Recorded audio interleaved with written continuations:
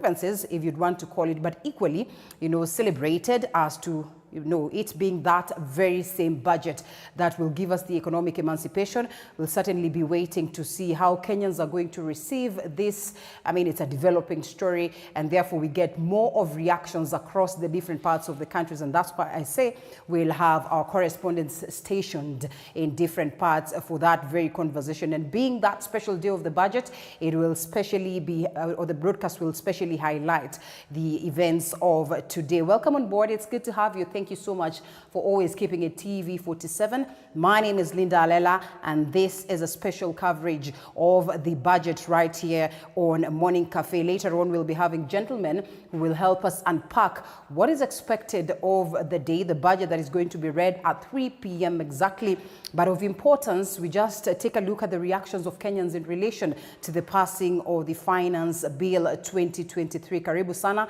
There's so much lined up for you. It will be good to as well hear from you. Once again, the hashtag is Morning Cafe at Linda_Alela TV47KE. Interestingly, if you look at the papers this morning, it is largely about the budget, apart from 2-3 other stories that are a little bit different, of course, in relation to sports, in relation to the question of health, in relation to education, and so much more. And so you'll allow us to briefly take a look at this before we look at some of the stories that have been prepared by our very own team. Like I said, there are some stories that are in relation to sports. Harambee Stars revel in win over lowly Pakistan. That's a story captured on page 43. We do not delve much on that. On the question of health, NHIF cancels a 7 billion tender after nation expose contract for civil servants cover.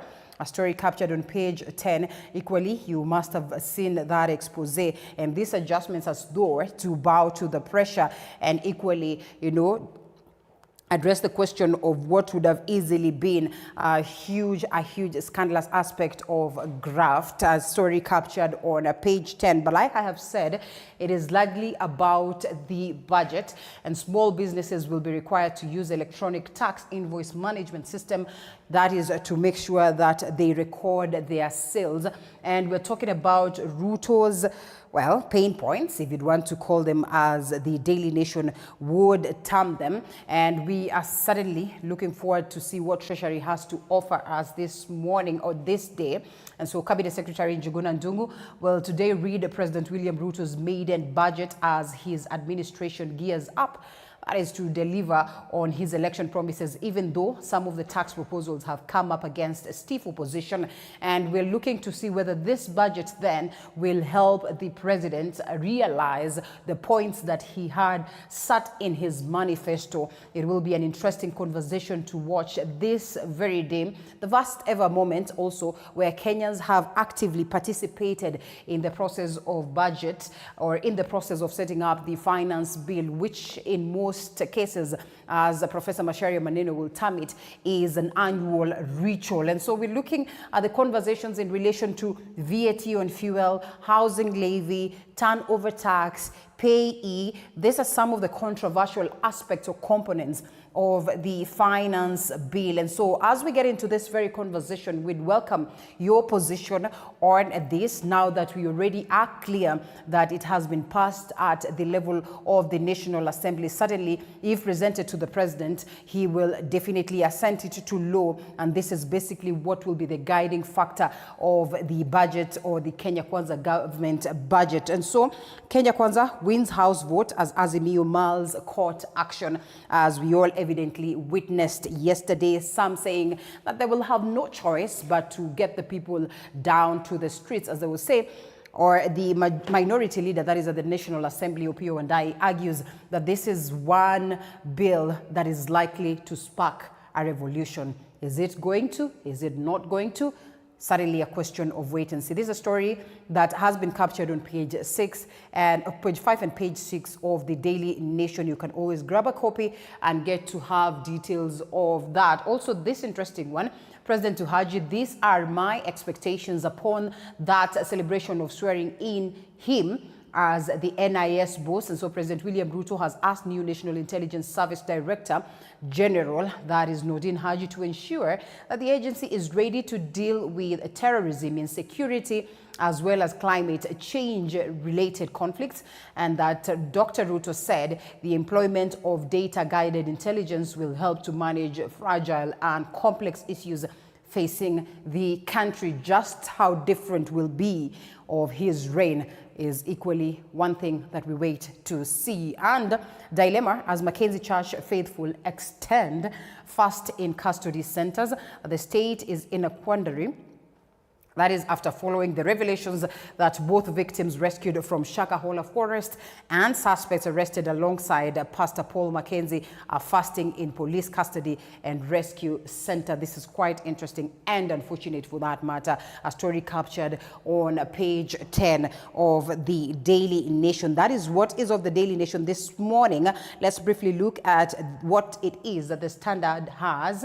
And President's aide gunning for top global job, a story captured right here on the front page, expanded on page 25, is shipping and logistics. It will be interesting to watch what it will be like. This even as the government continues to align itself, and equally the president sending some of his allies, or basically the individuals that he would see necessary to represent the country in different global spaces. And so we'll be following up closely to see that. But also it's still a battle in the United States for Trump, and of course in big fight of his life. A story captured in the world sector of page 28. It's been a series of trouble for him, from court cases, from difficulties with the government, and as well from those moments of demonstrations and calling upon his supporters to fight the Joe Biden's administration. It's basically what has been of Trump's life right after he could not secure a second term as the United States president. Now,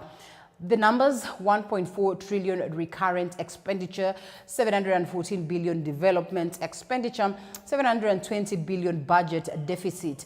How cash is shared out across the very same budget. We're talking about 2.16 trillion national government, 385.4 billion county governments. And also we're talking about 40.4 billion parliament and 22.99 billion going to judiciary. It is President William Ruto and Treasury Cabinet Secretary Professor Njuguna Ndung'u who are actually going to present, or perhaps this is what is going to be presented to us in relation to the budget. And the two gentlemen are right here. So it's all eyes on President Ruto's top money man as he presents his maiden budget in Parliament this afternoon, even as focus then remains on soaring cost of living and political battle that is set to meet expectations of hustlers, a demographic of heart of head of state's campaign into power last year. And so we'll be following up cleanly on this, and like I started by saying, we have our correspondents already stationed across the different parts of the country and the city, to be precise. And as well, we'll be having Elizabeth Mutuku stationed in Parliament for live conversations in relation to the budget reading. And certainly, we'll also be carrying that for you live right here on TV 47 and across all our social media platforms. 3.6 trillion budget is what we're looking at, a total amount of President William Ruto's first budget, and a 300 billion increase from Uhuru Kenyatta's last 3.3 trillion estimate. Just how do we get to fund this? Is this conversation on more and more on taxes then going to be the ultimate solution to the problem, especially that one that we keep talking about of incurring debt? Equally a question of wait and see. 9.6 trillion, the current national debt, which leaves the government with only about 400 billion borrowing window against a 720 billion deficit that is right there. So first of all, the Kenya Kwanza government is keen on making sure that we reduce on these processes of debt, and the key amendments that have been set to this conversation: 12% excise duty on mobile money transfer down from an initial proposed 15%, and 5% then new withholding tax on digital content monetization down from 15% proposed earlier. And we also know that conversation on the housing levy from 3% to 1.5%. and definitely a lot of adjustments. But what then is rubbing the people of Kenya different is the increase of course, fuel tax, that is from the level of 8% all the way to 16%. This basically will form the conversation going up on and on the People Daily. It is captured on page 2, 3, 4, and 5. Allow us to get to some of these stories that we have prepared right here as we await to witness what this big day has in store for us. Now, it is a big blow to Pastor Mackenzie and his core accused after 2 lawyers on their defense team withdrew from representing the suspects, citing frustrations from the state. Furthermore, it is now revealed that the suspects clearly are weak appearance was due to a hunger strike that started on June the 4th, a hunger strike that was triggered by what the suspects term as poor quality jail food. The suspects, who reportedly underwent a hunger strike since June 4th, could barely move in their appearance before the Shanzu Law Court's principal magistrate Yusuf Shikanda. Their appearance caused the judge to order the prison officials to ensure the suspects' health does not worsen on their watch. I have observed that some of the respondents appear unwell and weak. It is not really clear why they are in that state. However, I direct that the respondents who are visibly weak and frail be escorted to hospital for examination and treatment. For this reason, the principal magistrate Yusuf Shikanda on Wednesday was guided to extend the custodial period, directing that the suspects be detained at the Malindi prison and be subjected to medical care. The state had cited that the authorities would be compelled to force-feed the suspects to save their lives for effective justice delivery. And I further direct that medical reports. In addition, the prison will be required to submit medical reports in the next appearance over the respondent's health condition. I believe I have spectated enough. Another blow would hit Mackenzie and his co-accused when their pro bono lawyers George Kariuki and Elisha Komora wished to step down from being their legal representatives. It's quite unfortunate. I started very well from where it started. But where we are heading to, Your Honor, it will reach an issue of having threats and everything and showing mighty and power, then we will not do justice. So, Your Honor, with those said, I pray be discharged. So unless the suspects themselves, they will want to look for me to continue representing them, and of course with their own reasons, then I will reconsider. But in the meantime, they argued that they have faced challenges and frustrations from the state, thus making it difficult for them to deliver justice to their clients. Only lawyer Wycliffe Makasembo has agreed to represent the suspects. My friends are running away because they feel the state and the court are now running the show. We have no say, we're just mere spectators. Application after application, everything they said, tukweni. Earlier on, the defense team had pleaded with the court to give them additional 3 days to finish up replying affidavits of 17 respondents, stating that they had only managed to file only one following their said challenges. The court further guided that the state should accord the defense team the maximum support to process for applications. Paul Muniu, TV 47, Mombasa.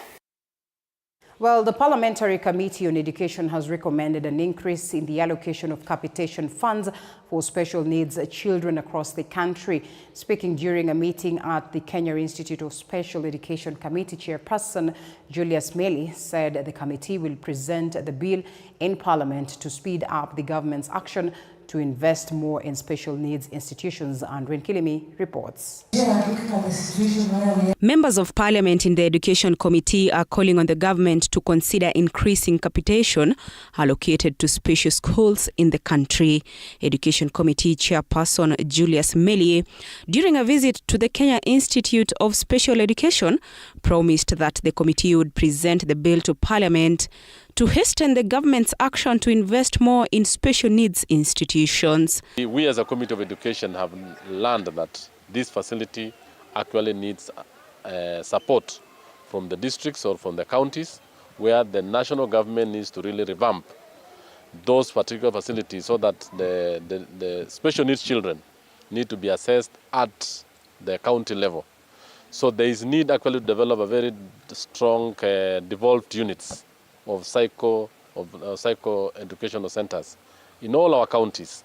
And in our discussion, we realized that this requires a lot of manpower, it requires a lot of finances, and it requires a lot of reorganization.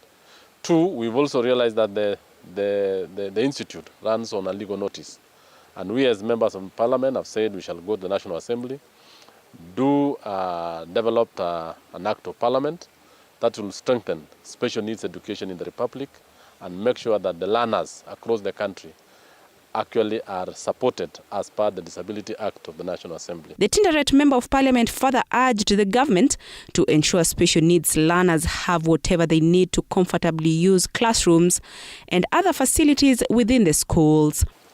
We shall be back again to find out, to really interact more with the leadership so that we can make sure that all learners, we have what we call inclusive learning. We are honored to have this team around and have felt the needs to support disability children in this country, and you can see the commitment from the team. The members of parliament who attended the session at Kise emphasized the need for Kenyans to embrace children living with disabilities. Andrena Ekilemi, TV 47.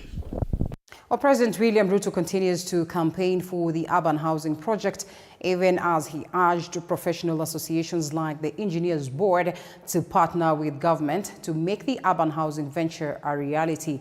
This even as engineers decried the high cost of construction materials, power and intense labor costs are said to be impede growth in the sector.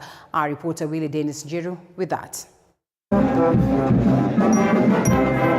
Speaking during the inaugural of separate functions in Naivasha, that is the Engineering Board of Kenya Convention and the Kenya Urban Forum, President William Ruto continued to champion for the urban housing projects, calling for support from stakeholders in the construction industry to support the government plan. In this year's budget, for example, we are spending $5 billion, almost 650 billion Kenya shillings, in our education, in our training, from primary school to university.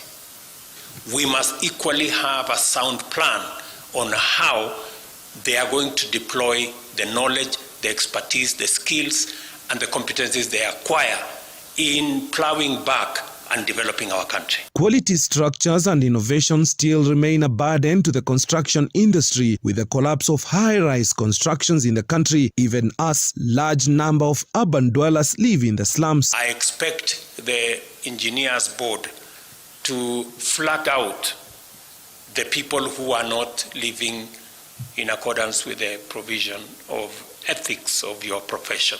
This challenge should be a wake-up call to innovators, especially within our country, who should seek ways to provide alternative or cheaper materials for use in the construction industry. Our argument in the ministry is that as we bring private people to partner with us from out of the country, we will be strict to ensure that local partnership is adhered to. The industry is, however, optimistic of good tidings on the urban housing schemes, even as they warn of high costs if the finance bill sails through. For the low-cost housing, it will be extremely beneficial to us, but also to the whole industry, because the whole industry will ensure that we will create the jobs as well as create the vision that the president requires in order to deliver his promises. The prices should go up if the finance bill does go through. The president challenged the engineers to frontier the housing plan, as they are the greatest beneficiaries and serve its citizens. I was expecting the engineers of Kenya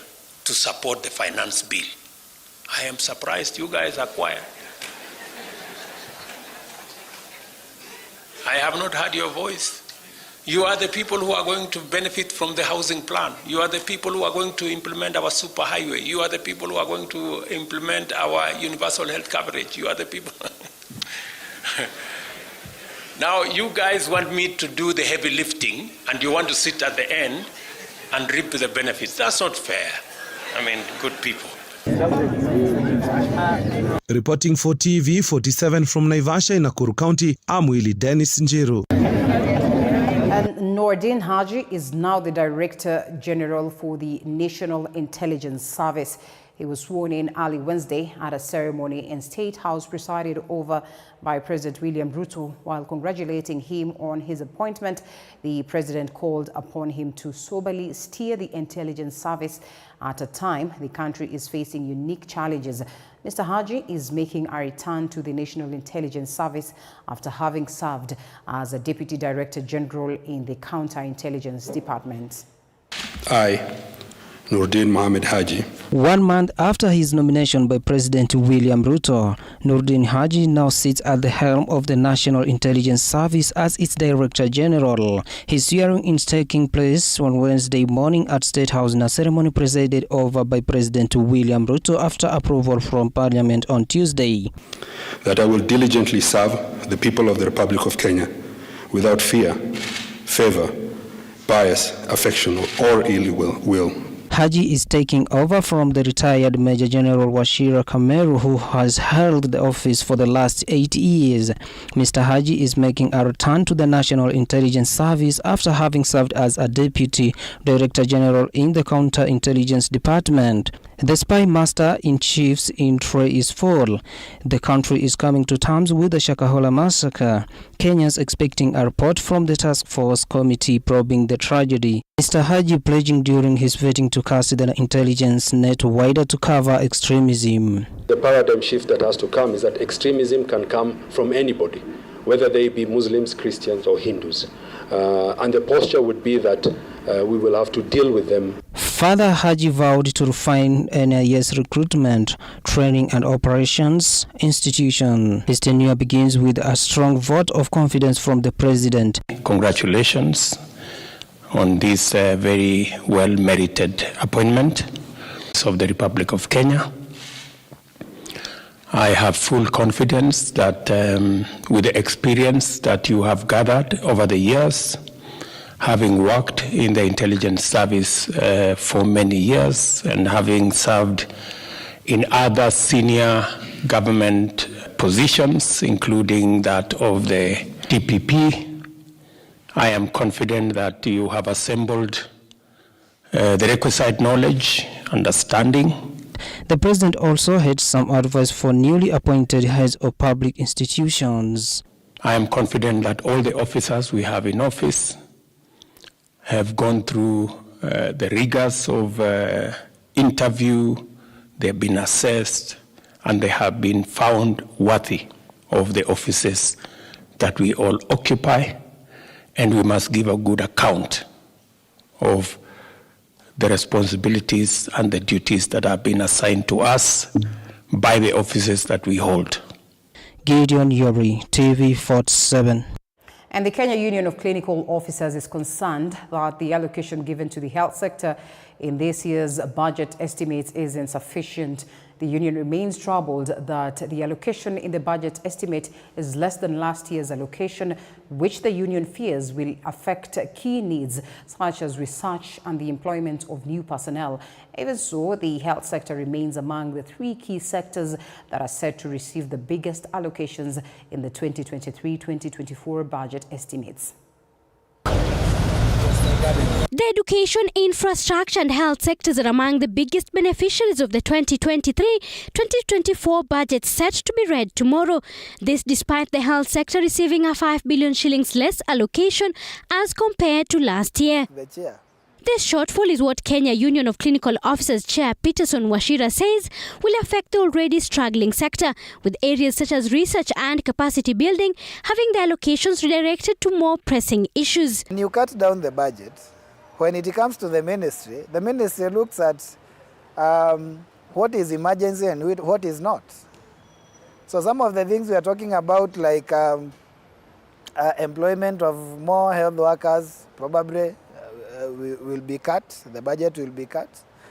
Research will be, of course, one of the items that the ministry will, of course, be cutting down. And so generally, when we cut down on some aspects of health, then that means that it will not be able to work efficiently and effectively. To start with, this year's allocation stands at 141 billion shillings. The medical service has been allocated 116.6 billion shillings. The National Referral and Specialized Services will receive 63.5 billion shillings. The Curative and Reproductive Health Service will receive 21 billion shillings, and Health Research and Innovation will receive 4.9 billion shillings. Public Health has been allocated 24.6 billion shillings. Health Resource Development and Innovation will receive 15 billion shillings. Preventative and Promotive Health Service 7.3 billion shillings, and Health Policy Standards and Regulations 1.8 billion shillings. National government had to employ about 9,000 during COVID under the UHC contracts and deploy to the counties, because legally the counties are unable because of the laws that we have put in place. So the only way we can get out of this is removing health workers from recurrent budget into development budget. And that is what happens in the developed countries, because health is an enabler of development. Health is not a liability. It is not all doom and gloom, as Clinical Officers Union believe the allocation of funds to new additions in the sector, such as the Kenya Human Resource Advisory Council, is a move towards the right direction. Now, I think what we should do, we should honor our commitments. One is that we should ensure our budgetary allocation meets our commitment to the Abuja Declaration of 15% of the budgetary allocation. If then we do that, we won't have a problem implementing the commitment of employing 12,000 healthcare workers annually. We'll have enough money. We will not have a problem of ensuring that we take our people for trainings. So actually, the only way forward is more money. Zainab Mohammed, T47. And as the discussion of the Finance Bill 2023 went on in Parliament, Kenyans continue to express mixed reactions in relation to the amendments of this bill. Some of the Kenyans we talked to have complained that the increment in taxes will affect their businesses tremendously, as Joy Chemutai details. Maureen Wamunga is a fish dealer near Toy Market in Kibera constituency, Nairobi County. When we visit her shop, we find her going about her normal activities. However, Wamunga fears that the proposals in the 2023 financial bill to increase tax prices of fish from foreign countries will affect her business, as she sources her fish from Uganda. Mimi ni mfanya biashara ya samaki. Nimeifanya muda mrefu sana. Karibu kitu kama 30 years, 35 years. Juu nilianza kuifanya kama moi baada nafanya kazi. But tumeifanya hapo kitambo ilikuwa nzuri kidogo. Lakini hii wakati imekuwa ngumu sana. Sana zaidi. Juu samaki tukienda kuchukua tunaambiwa bei kitambo ilikuwa mzuri. Tulikuwa tunachukua individual. Samaki tulikuwa tunapimiwa na bei at least. Kufika saa hii kila size wanatuambia lazima ipimwe na bei yake. Juu wanasema wanachukua samaki $3. Wakichukua $3 wanasema transport pia iko juu. Sasa bei ya samaki inabidi kila size wanatupimia na bei. Kuanzia 0.5 bei inaenda kitu kama 350, 0.6 inaenda na 370, 0.8 inaenda na kitu kama 400. Sasa najaribu kucalculate hata nikiuza haiuziki, najaribu kucompare haiendi. Saa zingine hata unaweza kaa hapa ukose hata lunch ya kukula. Juu ukikompea ulipe expenses, ulipe maji, ulipe karatasi, ulipe mwenye uko nayo mfanyakazi wako, inabidi unajibana juu haiwezekani. Sasa wakati huu imekuwa ngumu, si rahisi. Nelson Mandela, a boda operator, also opposes the proposal to increase the fuel tax by 8%. According to him, this direction will affect his daily income, which he says is already struggling. Mafuta mimi hutumia karibu 1,000 per day. Na kwa hii 1,000 unapata labda kwa siku umetengeneza kitu kama 1,500, na 1,500 ukisubtract 1,000 umebaki na punch. So uanga tunaenda tu loss. Profit just in case upate biashara za kuenda tao hapo unapata at least na ni kuangukia tu, si ati ni kitu inakuanga. So hii proposal ya kuongeza mafuta sijui ni 8%. Naona itatuangaisha sana. Kaa hii ni karibu iliongezwa 3 bob ama 2 bob hapo. Na imetuangaisha hii design. Sembuse ile ya 8%. As this bill continues to receive reactions, the Kenyans we talk to are calling on to legislators to make amendments which will be more favorable to the common mwananchi.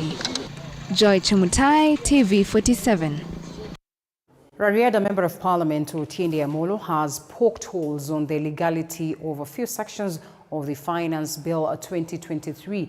The senior counsel, while making his statements Wednesday, faulted the government for using the National Assembly as a backdoor to pass the housing levy without consulting the Senate. Stanley Nyaringita reports on a day the Azimio coalition has already set its eyes on the mercy of the judiciary as a hiccup to the ascending of the bill. Can the bars be drawn? Order. Days before the proposals in the Finance Bill 2023 take effect, the Azimio leadership has begun to flirt with the idea of taking a legal action should the Finance Bill be passed as is. Otiende Amolo. Wednesday, Rarieda MP Otiende Amolo has poked holes on the move to introduce the National Housing Development Fund in the National Assembly, which, according to the amendments made by the Finance Committee, chaired by Kimani Kuria, seek to have employers and employees contribute 1.5% each as a levy. You must listen to us, because even if you use the majority to pass this, there's still the courts. And even if you deal with the courts, there's still the people who are sovereign. Two things. One, you cannot have a situation where you are bringing the housing tax here. I want to invite you to note, first of all, that under Schedule 6, the role of housing is for the counties, it's not for the national government. And I invite you to look at Clause 8D. The national government is only to do the housing policy. So when you are bringing the question of housing and you're introducing the tax, you're actually amending the constitution through the back door. And it also means then that this bill should go to the Senate, because the Senate must have a role in anything that affects the counties. And that is a point that you need to bear in mind. Lastly, but the question is, when they tell us that they're rejecting the entire bill in entirety, where do they expect us to finance this budget from? Then they should stop queuing at public secretaries and principal secretaries' offices asking for development money. Because we have decided, and the president has been on the forefront saying, and not even just the president on the forefront saying, the World Bank, the IMF have told us, you do not have any more legroom to borrow. This even as the High Court has already received a petition from Busia Senator Okiya Mtata, who is challenging some sections of the bill. The senator wants the court to issue orders suspending the debate and also prohibit the Speaker of the National Assembly, Moses Wetangula, from transmitting the bill to President William Ruto. Constitutional lawyer Alex Mola opines that if the bill is shot down by the court, the mover of the budget, who is President William Ruto, will have to seek alternative measures to finance his 3.6 trillion shillings budget. But if the bill fails to pass, it means then that the mover of the budget will not be able to collect the revenue. And the effect is very simple. The government is going to shut, because we must have an avenue of collecting the revenue. But you have to understand that if the proposed amendments are not passed, it means that the previous one will still prevail.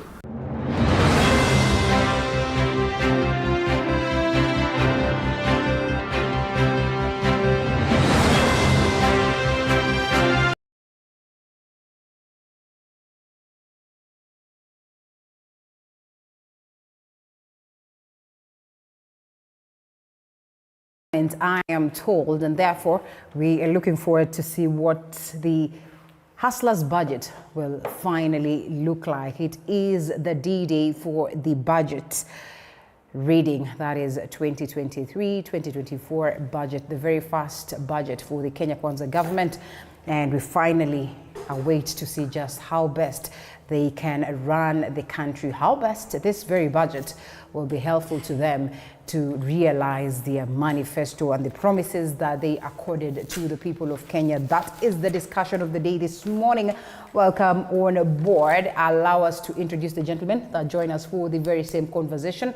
One of them is not here just yet, but I'm sure he should be somewhere on his way. And as earlier mentioned, we'll also be having guests across the different parts of the country with our correspondents on ground. The conversation is largely about the Finance Bill 2023-2024, and that also being part of the budget 2023-2024 this financial year. We equally are waiting to see how different it will be for the people of Kenya, courtesy of the Kenya Kwanza government. And I am delighted to have a money man. Let me call, because then I was looking at the papers this morning and they are referring to the CS Treasury as, you know, money man. And, you know, in that capacity of sitting as a member of ISPAC, I think then CPAs will always be looked at as money men. So CPA Francis Langat, a member of ISPAC, is here with us this morning. Thank you so much for creating time to be with us, sir. Thank you very much. You know, when we have a representative from ISPAC, we know very well that we're able to articulate and speak to these matters well, and basically what it is that the people of Kenya are yearning to hear. And equally, we have Advocate of the High Court, Nordin Kangai. Then he brings to us the legal aspect of this whole conversation, because as you have evidently seen, the Azimio side says that if it's not going to be the streets, they will run to court, you know, to seek legal advisory or address on this very same matter. And therefore, we understand that the legal perspective is equally very, very important. Civil society has been at the heart of this very conversation, and we'll be having one gentleman that will join us shortly, equally, who's part of the civil society, but basically one of the people who understand governance pretty well.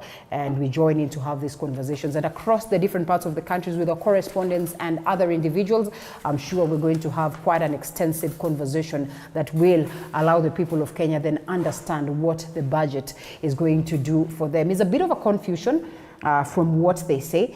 Kenyans do not really understand what the finance bill will do for them. Kenyans do not really understand just how the budget will look like and eventually work for them. CPA, allow me to begin with you. It's quite a confusion when the Kenya Kwanza side says that this is the ultimate solution to, first of all, addressing the question of debt, to making sure that we have a turnaround of the economy and a turnaround to the positive side. While on the other side, we also have, you know, legislators from the Azimio side who equally are presenting their case, and they have valid points saying that this is not the best finance bill for the common mwananchi, that this is likely to spark a revolution. The confusion therein gets the taxpayer wondering whom to trust, what to believe, and whether there's going to be a country tomorrow. Thank you very much for having me, and to say that I think where the government is coming from is to look critically in the areas of agriculture, critically in the areas of micro, small and medium-term enterprises. It's looking into matters of housing. It's looking into the matters of, they've talked about information superhighway, and I think that one is geared towards ensuring that the very educated youths who are out there are catered for. And I think the budget largely is about turning around the economy from a manufacturing perspective, so that we can be able to reduce on the need to have imports of items, and by so doing, we'll be reducing the need for foreign exchange. So that is where the government is coming from, and of course, availing affordable housing is a requirement, which of course is also nested. Wakili is here, is also nested in the Constitution that it is a requirement. It's a requirement, it is a necessary requirement. Yes. All right, so here we are. How long until, I'm sure Wakili will not agree with you, to a large extent for obvious reasons, and we'll get to know why I'm saying I'm sure is because I have had this conversation with him before in relation to his position as to the affordable housing. We all do not dispute the fact that it is a constitutional requirement, but maybe the how is what most of the Kenyans have questioned. How long do you suppose, Nordin, until Kenyans are clear on this? Because it's more of a quagmire, you know, a confusion, if you'd want to term it that way. You see, the problem is one, the lack of failure to actually communicate properly by the government. And that is why you see they will say that there's a lot of propaganda. That tells you there's something wrong with your communication channel. Or it means the people who are leading this course don't understand what they are leading. And we saw an instance where the PS was sweating profusely, you know. He was having a very hard time to explain what this housing fund is all about. So you find there are issues. Number one, the president has a certain plan that he wants to implement. And then there are taxes that are needed, because you see the government doesn't have money. The money is taxpayers' money. The issue we have is Kenyans, courtesy of, is it nature or previous governments, are skeptical about how governments run their affairs. Because no one will say they don't want to pay taxes, because you have to pay taxes. It's the only logical thing to do as a patriotic citizen. But the problem is, does this money go into the intended purpose? For example, right now, the budget they are going to read today is quite big. It's the biggest actually we've had. So if those taxes, for example, actually achieve the intended goal, then it's a win-win for the Kenyans and for the government as well, because they'll have bragging rights. Now, if at all you don't seal the loopholes, which we have to date, we're still talking about corruption. If you don't seal those loopholes, we'll be collecting money to be stolen. And at the end of the day, the same Kenyans that are actually suffering, the little that they have, you want to take it from them. And if you do not achieve the goals you have, then you leave them at a disadvantage. You want to tell me that the government does not understand that there are loopholes, does not understand that there are people who have evaded tax for a long time, and that even in their process of making sure that they extend or expand, you know, not the tax base, but in this case, the tax bracket, they have not set up ways of making sure that then they seal these loopholes, of making sure that what is collected then goes to development, goes to the right purpose? First and foremost, the former president used to tell us that we used to lose 2 billion shillings a day. Yes. No, we haven't heard from this government whether that was stopped. Must they tell us? At the end of the day, it's part of Article 35, access to information. Access to information. And at the end of the day, this government is quite mum on the issue of corruption. You have to be honest with one another. Is it? It was, if you listen to those who are around it, the advisors, they say fighting corruption is not part and parcel of their manifesto. So at the end of the day, and you will be lying to yourselves if you say there's nothing that would be corrupt. Exactly. So at the end of the day, loopholes have to be sealed. Because if they're not sealed, they will collect money, yes. Once they collect the money, the issue is, will it serve the intended purpose? I keep saying this. Yes, they might actually achieve this and actually achieve whatever goal they have, which Kenyans will benefit, because there's no serious citizen who would want a government to fail. Because it fails, you also fail, because they're using your money at the end of the day and you'll never get it back. The only issue we have is, are we sealing the loopholes, number one? And if they have a plan to do so, then well and good. If not, then we are in for a ride, because we'll find ourselves in a situation where the government will be operating on a penny-wise, pound-foolish. Because you look at the largesse that they have as a government, the extravagance that the government has, we are being told to sacrifice. I heard the other day the private government sector telling us we have to sacrifice. How are we sacrificing? You yourself have an office that is unconstitutional. So it is even shameful and out of touch with reality. Okay. It doesn't make sense. And the same office breeds another unconstitutional office that has to be funded. So we're talking about largesse, number one. We're talking about loopholes, and we're talking about the taxpayers' money.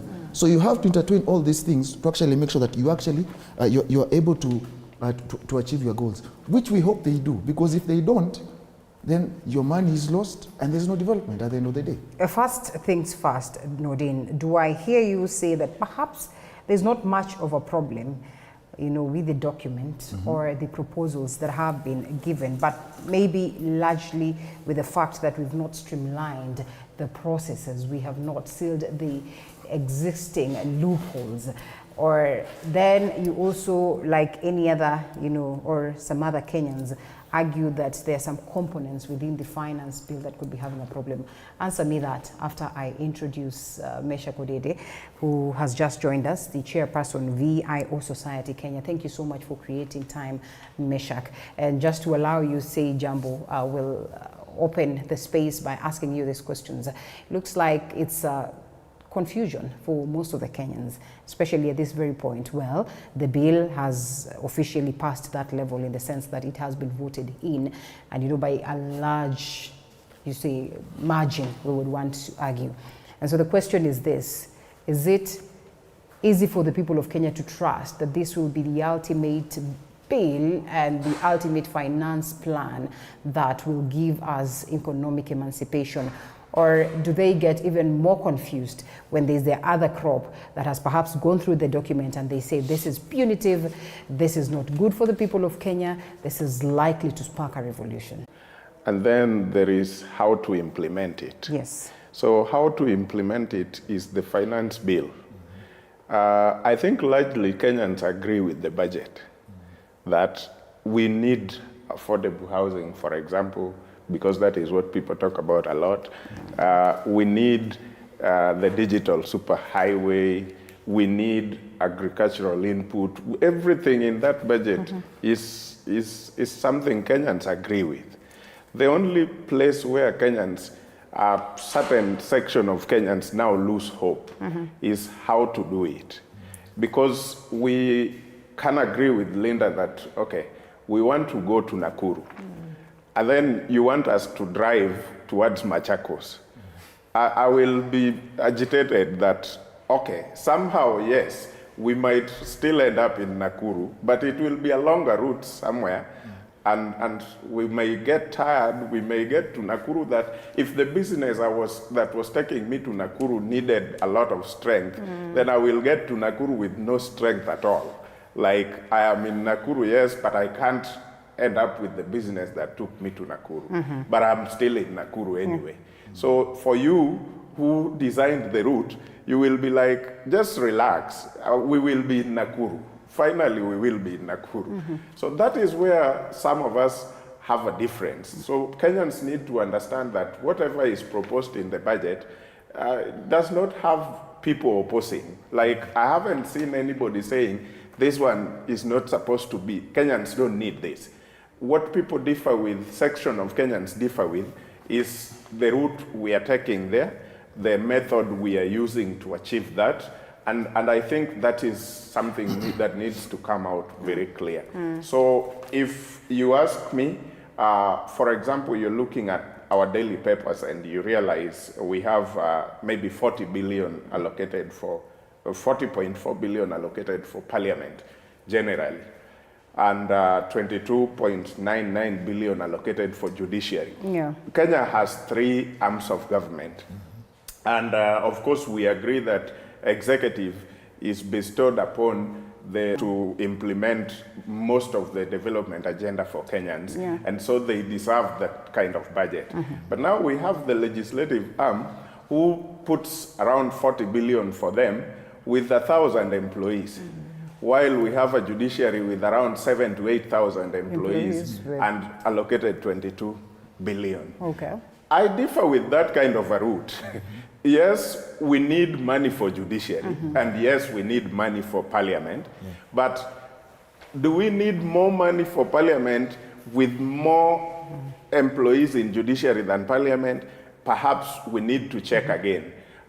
Do we need administration of justice to sort out some of the challenges we have as a country? Yes. But how are we going to do it? Because judiciary doesn't make money elsewhere. They get money from this kind of... So those kind of interrogation are what active citizens are supposed to come out and interrogate. Unfortunately, many, I think more than half of the population of the country, especially the young, do not understand the budget processes, the budget and policy cycles. So people just listen to politicians. When they come out, maybe there is one politician you trust a lot. So when they come out and tell you that this budget is bad, then you simply say that budget is bad.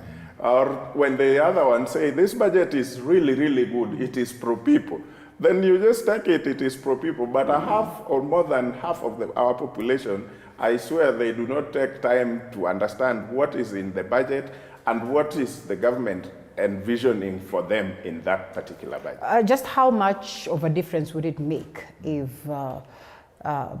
very many of us would get involved in understanding the budget making processes?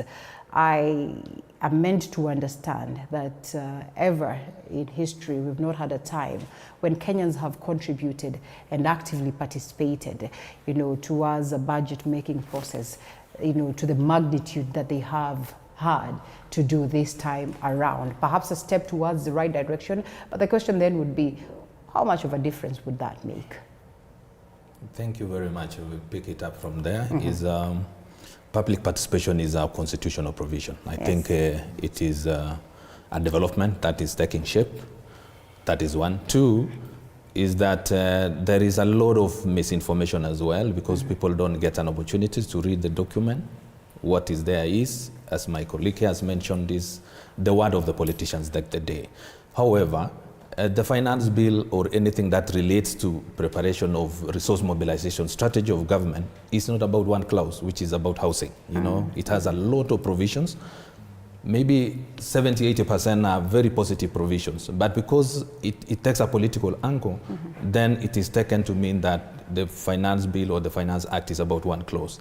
So that misinformation is what messes up the citizens of this country in understanding what are the real issues that are ingrained in the document. So what I want to say is that what citizens can do is pull themselves into organized groups, look at the document objectively, and then make their submissions. Of course, the submissions have been made very easy. You can be able to file through email. You don't need to move yourself from wherever you are. And if we have persons we can call front runners in terms of civic education, to make them understand what is really in this document, so that it is given an opportunity for understanding, it's not condemned on site, or it's not supported for the sake of support, you know, that kind of thing. So from us accountants, what we normally do is ensure that we have put ourselves in the position of understanding what is the impact on the economy, and we file our recommendations accordingly. And I think I would say that some of the recommendations we make are taken in, some are amended, and you know, that kind of thing. So we call upon the citizens to really look at the document and appreciate what it provides for. All right, and we'll come back to see what some of the recommendations that you have presented and whether the amendments are, you know, satisfying in any way, because we have witnessed some level of amendments. I will come back to that very aspect of, you know, public participation and formation of groups, you know, to speak to these matters and to read and understand it. But before then, Nordin, back to my question. Is it that you would want to question the fact that things have not been explained to us pretty well, that maybe the mode of pushing for this bill, the mode of pushing for this conversation of the budget is perhaps not the best, but you know, you would in a large extent agree to some of the components or the proposals that have been given to us, well, the budget and the finance bill as well? Well, you see, the reality is that in as much as we might say that we politicize everything in this country, well, politics is everywhere, sadly. Be it good or bad, even in marriage, even at work, there is politics. So at the end of the day, what we are having before us is the finance bill, which we've been discussing. Now, you do have members of parliament who, until yesterday, I was called members of parliament, but for now, I call them wachezaji wa kulipwa. Okay. Because you remember, I told you by this week, I'll have told you whether we have parliament or not. And that 176 people were paid? This is not wachezaji wa kulipwa, I'm telling you for sure. Let me tell you something, because I was listening to them, and I follow parliament. And the sad reality is that some of them were actually debating things that are actually amended. You hear someone stand and is talking about 15% of content creators, and the committee actually said it's now 5%. 5%. But let me tell you something, Nordin, and this is a concern that has been raised as to how crucial we are in terms of, you know, looking at the timelines of some of these things. Remember the process of countering the election, 14 days, you know, I don't know how many days, and people say that, well, this could be very fast, but sometimes we really do not have ample time to present our case well. In this very case, we're looking at a document that was presented to the National Assembly upon amendment, you know, at around on Tuesday night, and the same document, these members of parliament are supposed to go through a 500 document and equally come to the floor of the House and debate and even vote on. Almost get confused as to whether these timelines are enough for them to peruse through the document and come to the floor of the House and debate validly. You know what they don't tell you when they come to your show is that they have an office with staff. They do have researchers, they do have PAs and et al. So if that is the core, it's like me and working in a law firm. My core duty is to check on my files. That is their core duty, not these political barrage they find themselves in 24/7. Right. So if they really wanted to go through I went through it. I'm not a member of parliament, but I have gone through it. All right? So at the end of the day, if they were serious about their work, then some of them who missed parliament yesterday would be in parliament. Because now we're waiting to see the ex-visa that they didn't, the reasons why they missed parliament. Already one is telling us had personal issues. Yes. You realize? So forgetting that Kenyans vote even when they are sick. They queue in long lines to vote for you. So at the end of the day, they're not serious. That's I'm saying in wachezaji wa kulipwa. At the end of the day, this is what we're talking about. With the proposal that came in parliament yesterday, the issue that you heard Otendo Molo that you actually aired, the problem is that housing, yes, everybody has a right to a dignified house, but you realize that housing is under, when you check the schedule in the constitution, housing is under the county governments. Now, is the president trying to amend the constitution? That is the question. And this is why Okiya Omtata is in court as well. And he's seeking the interpretation of the court, the constitutional court, to say whether this is right, because if it is true, then the same finance bill has to go to the Senate. Because there is a decision from the courts that anything that affects counties must always go up to the Senate. Yeah. So if this policy or whatever they're trying to do, is it an amendment? That is the question number one. Are you trying to amend the constitution without amending it? And we are seeking for the interpretation under Okiya Omtata. He's in court right now. So if at all that is seen as an amendment, then follow the right channel. And if it's not, since it's affecting the counties, Senate has to have a say on this bill at the end of the day. Quite confusing aspect in history. And that is the problem, because when you say these things, that is where you get backlash, because some members of parliament were saying this thing will pass without a comma and what have you. And until public participation was done, which, as they're rightfully saying, Kenyans slowly but surely are getting in touch with the reality of this is my country. I have to look into what is happening. Because back in the day, public participation was a formality. You just call people here into a baraza and waste their time. When members of parliament stood yesterday, and you hear someone say, I representing constituency X, I vote yes. You and who? Because you're expected to have done public participation in your constituency. They never do it. What they do is they call a crowd of 2 or 3 people, they put them together, they pay them, and they lecture them. Why would Kenyans allow to accept to be paid? And I'll come back to you on the question of the public participation aspect, because then I want to ask, does it really count? Because if you look at, as late as yesterday, we had a poll that spoke to the fact that 98% of Kenyans really did not buy into this bill. That was conducted by Tuaweza and I think CFA, if I'm not wrong, yesterday. We had that report out. We also had those ones that actually presented their submissions in relation to what they feel about the document. And the numbers of those ones that were in disagreement were higher in comparison to those ones that were in agreement with the document. But then what then we see at the level of parliament is that the members of parliament, a majority, are in support of the document. Then you ask yourself, did public participation really count in this very case? Or what exactly is going on? Allow us to take a short break and we come back to you.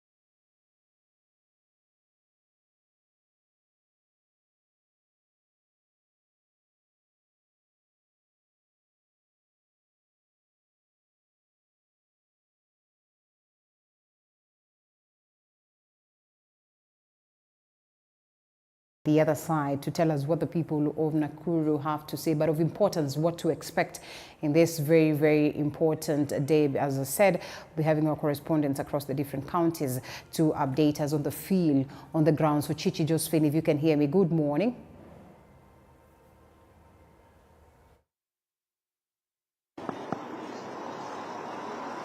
Yeah, Linda, a very good morning to you, and indeed coming live to you from Nakuru County.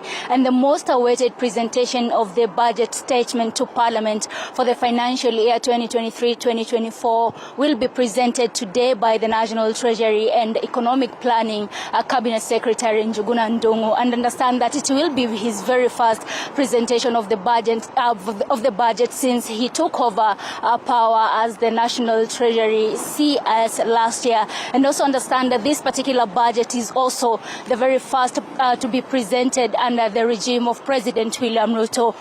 And also understand that under the Kenya Kwanza government plans to present a budget amounting to 3.6 trillion, of course the biggest in history compared to the 2022-2023 financial year budget that stood at 3.39, and also it is an increment of 251 billion shillings from the 2022-2023 financial year budget. And this whole thing comes at a time where this particular nation that bears the name Kenya is in a financial mess, and also understand that Kenyans have a problem, especially about the finance bill that was presented earlier in the week. And the main problem comes in concerning the house levy that President William Ruto at some point bowed to pressure and reduced it from 3% to 1.5%. However, Kenyans are not ready to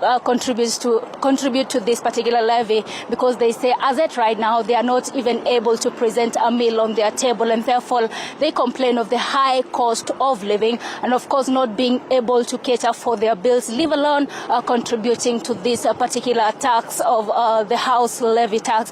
Understand that I will be right here in Nakuru County. I will be bringing you live updates from the reactions, or rather on the reactions of Kenyans pertaining this particular budget presentation that will be presented right today by the National Treasury and Economic Planning Cabinet Secretary, that is Njuguna Ndung'u. Also, I will be able to speak to Kenyans concerning this before it is presented to Parliament and immediately after it has been presented to Parliament. However, the contentious issues that I've told you that are in the finance bill, especially the burning one, is about the house levy that I've told you at some point President William Ruto bowed to pressure. And of course, we're still waiting to see what transpired. All eyes are set to Parliament today. Remember, all Kenyans will be waiting for this particular budget statement, but that will be delivered right today for the financial year 2023-2024. And definitely, I am right here in this particular county, one of the counties in the Rift Valley region, and I will be able to bring you to tabs to what Kenyans will have to talk about this very budget for the financial year 2023-2024. And of course, for now, I'll just hand over the mantle to you, Linda, to continue updating us as I wait, and as also we as Kenyans who wait to see what transpires in Parliament. Over to you, Linda. My name is Chichi Josephine. Well, Nakuru is one of the crucial counties that we'll definitely want to hear from. And of course, one of the biggest drivers in terms of the activities of the economy, being a cosmopolitan area. And so, Chichi Josephine, thank you so much for raising the cold and waking up to give us that intro. We're looking forward to hear from you in the course of the day. Let's bring it back to studio with the gentleman right here.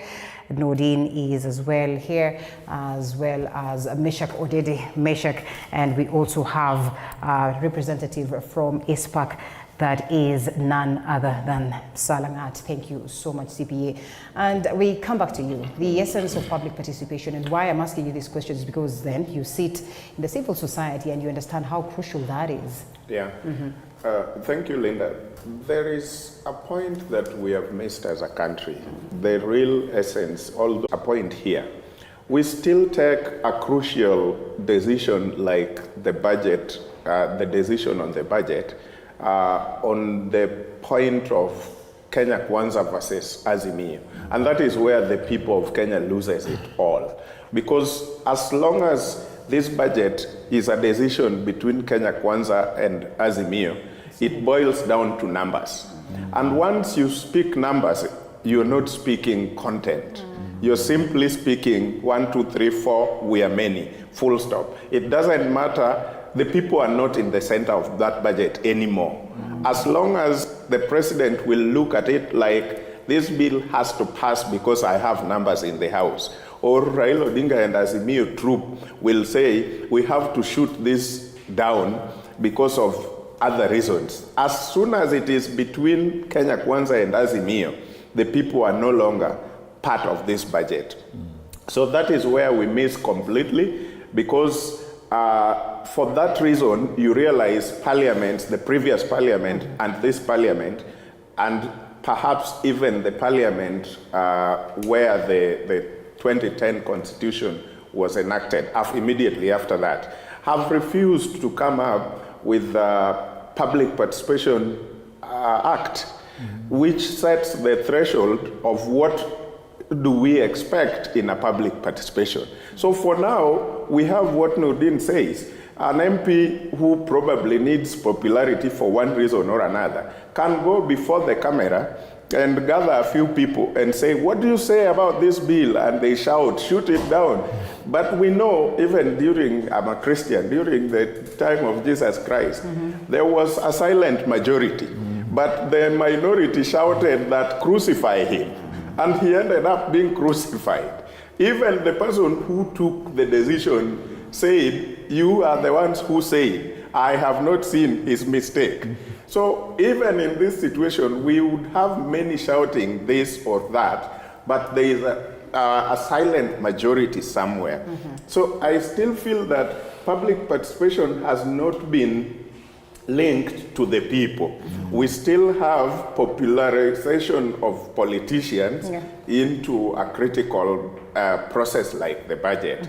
So it is, what does the people of the constituency where I am go with? They go with this, then I am going into the House to say, so they don't take time to reason with their people even on the ground and say, for sure, if it is good, I as a leader also have the ability to tell you as my people that this is good here or this is not good here. Then the last thing is, why are we missing the Public Participation Act? Because it would have told us that once Kenyans come out like they came in good numbers this time round, what threshold do we have of saying that can help us make a decision that this one needs to go back, or this one needs to be amended, and then we move forward. We simply say Kenyans participated. But then when the Finance Committee went to Naivasha, if they took our memorandum or not, where do I go from there? I mean, what happens? If they decide to collect all those memorandums and keep in some cupboard and say, okay, public participation is over, then what? What happens? We don't have anything like that. We should know that if we are serious with public participation, then let's say if 1,000 Kenyans, for example, come forward with their ideas or memorandums, then 50% of those who presented must say yes to this bill, or this percentage must say no to the bill, so that we can make a decision and say, let's come up with a new bill, or with this percentage, we are allowed, the law allows us to now amend here and amend those concerns. Right. But what we have is, even if 100% of the people who presented say no to the bill, there is still nothing that happens if they decide to say, we are going on. The numbers is what matters now in Parliament. You will participate as much as you want, whether you are LSK, whether you are ISPAC, whether you are KMA, whatever it is your name is not a problem. Participate because the law allows you to participate. But what matters to us are the numbers in the House. Once we have the numbers in the House, it will pass. That is what brings us to this boldness of hii kitu itapita bila comma kuwa changed or bila full stop kuwa changed. And that evidently was depicted in Parliament yesterday, and I do not want to agree with my brothers here that it was largely because, well, the numbers spoke. We all understand the importance of the numbers, but also we had the chance to listen to the members of Parliament presenting the case and the reasons why they were in support or, you know, against the bill as it was. But what it is that is running on your screen, I think it's only fair that you understand the estimates for this year's allocations, as well as, you know, some bit of comparison as to the financial year that we're about to close, that is 2022-2023 financial year. And so they're running on your screen to just enlighten you on what to expect. Some arguments across, we have already witnessed the health sector saying that, well, in as much as we are being labeled as those ones that have received the largest chunk, or amongst those ones that have received the largest chunk, unfortunately, it is way below what was accorded to us in the previous financial year, and this would in a huge way alter the activities of the health sector in the country. And so as this, you know, is running on your screen, please take note of, you know, matters that would be of concern. CPA here says, well, it has passed. It is an inch away from, you know, being declared an act. And therefore, we might as well need to go to spaces where we start now identifying ourselves with the clauses, with the proposals therein, and accepting them and trying to understand of what, you know, difference then they will seek to address in terms of what we want as a people. So, CPA, if I may ask, what are some of the proposals that were, you know, presented by ISPAC, and do you suppose, you know, your concerns were met? If not met, whatever it is that we have today in the finance bill, whatever it is that perhaps we are likely to have declared, you know, upon the reading of the budget, if you are to look at it on the face value, is it something that is likely to give us that turnaround economically? Okay, thank you very much, Linda. I want to say that certain considerations on the proposals we made were considered. Okay. One of which was the matter of paying taxes within 24 hours. You know, administratively it will be more of a challenge. In the proposal, before it turns into an act, it is given to 5 days. That is one. For us, we were talking about we retain the 20th of the following month. But 5 days, good enough. However, administratively, when it comes to compliance issues, then of course it's a bit costly, because the number of times you need to file those returns will be more. Then secondly, on the matter of the housing, of course, which was very contentious, we had proposed that the time may not be right in terms of affordability, the disposable income, of course, in an environment where the economy is really hurting from inflationary situations. But that was pulled down to 1.5. Good enough. What we are saying is, again, implementation time is that it would be prudent that maybe implementation goes to maybe 1st of January, so that people can really adjust to their pay slips to accommodate that 1.5. Otherwise, it will have some negative effects. Then on the other matter is about the digital content, you know, monetization of the digital content for the youth. You know, you are giving them a space to really earn a living. The proposal was that let's merge with the rest of the withholding tax, 5% for the rest of the professionals, and that was really done. It was brought down from 15% to 5%, so it complies with the rest of the taxes that relates to that space. Then the other aspect is, you know, the 8%, which was on fuel. Yeah.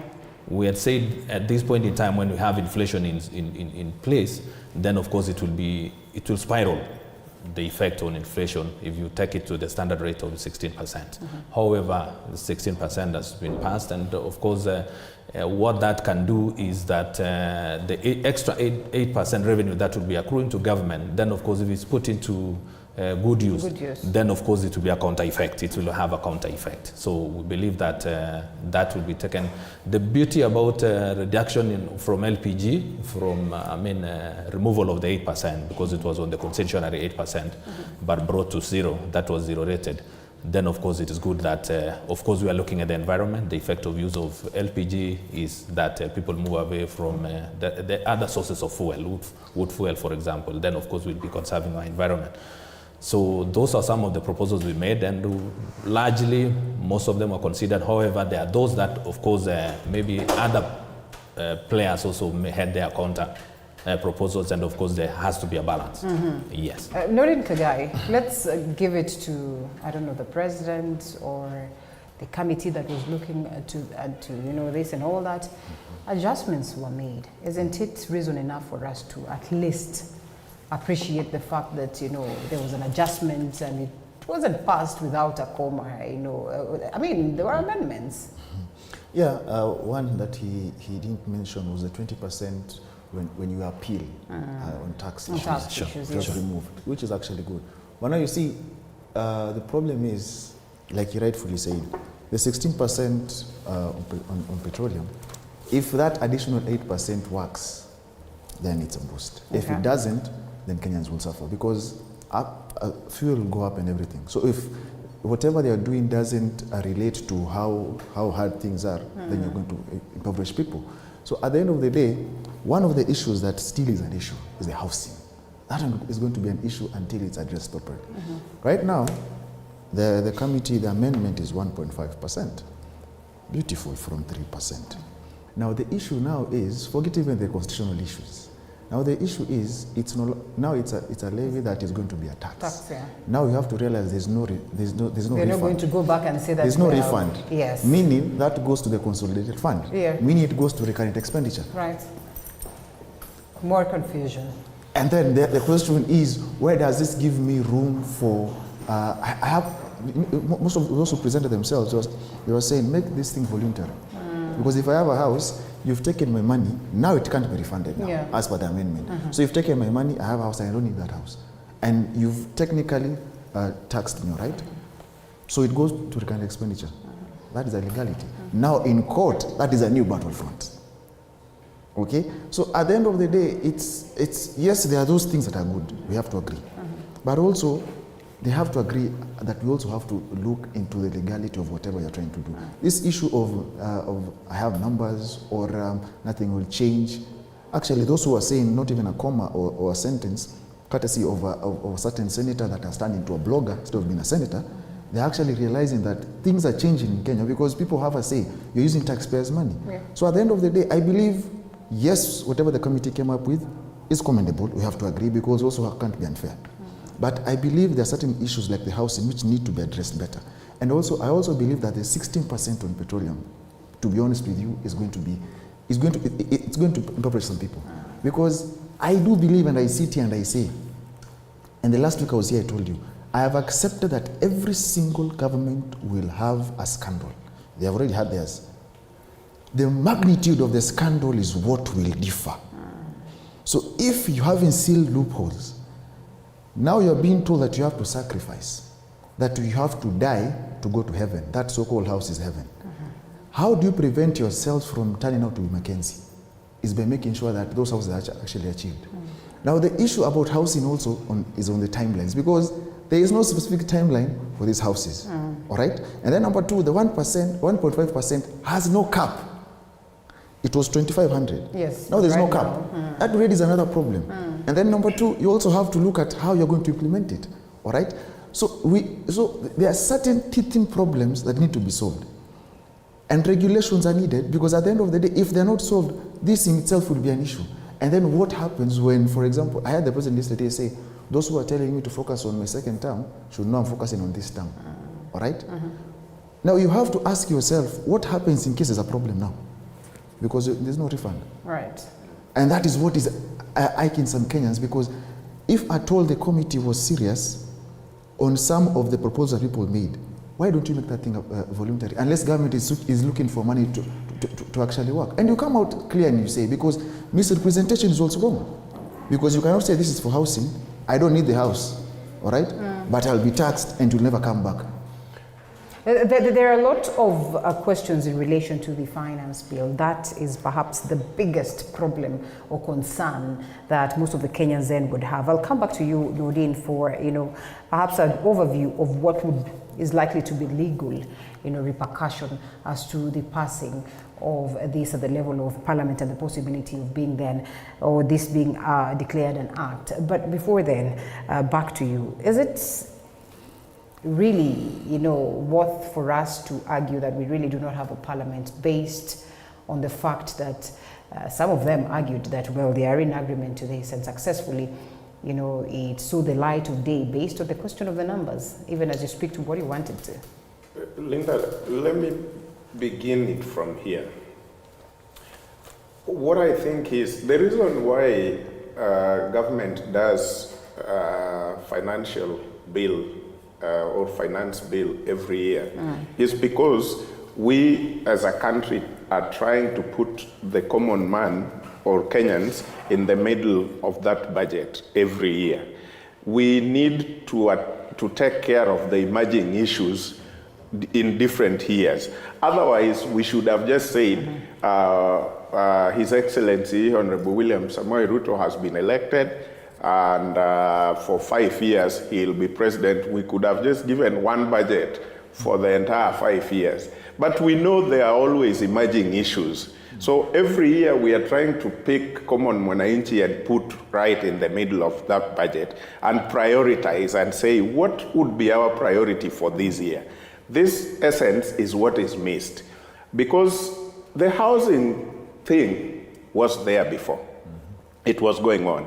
The question that people were asking at this particular time, is it more of the priority than other things? Because a common mwananchi like me needs food, shelter, clothing, and all that. Housing is shelter. Housing is shelter. But food always comes number one. So the first question you ask yourself, if you are a president of a country, what I would do if I was the advisor, I would ask, are Kenyans having food enough every day? If there is a problem with food, then that budget should first focus on food. And then we go to the next in line. Is shelter problem number 2, or shelter is number 3, or shelter is number what? So we would prioritize that by the end of this term, because Kenyans gave you 5 years of a term. So by the end of this term, I have a plan. I need to work on food. Either if it is the first year I'm working on food, then that budget completely takes care of food for the next 4 years. So we will say in this term, up to 2027, Kenyans will never go hungry at home.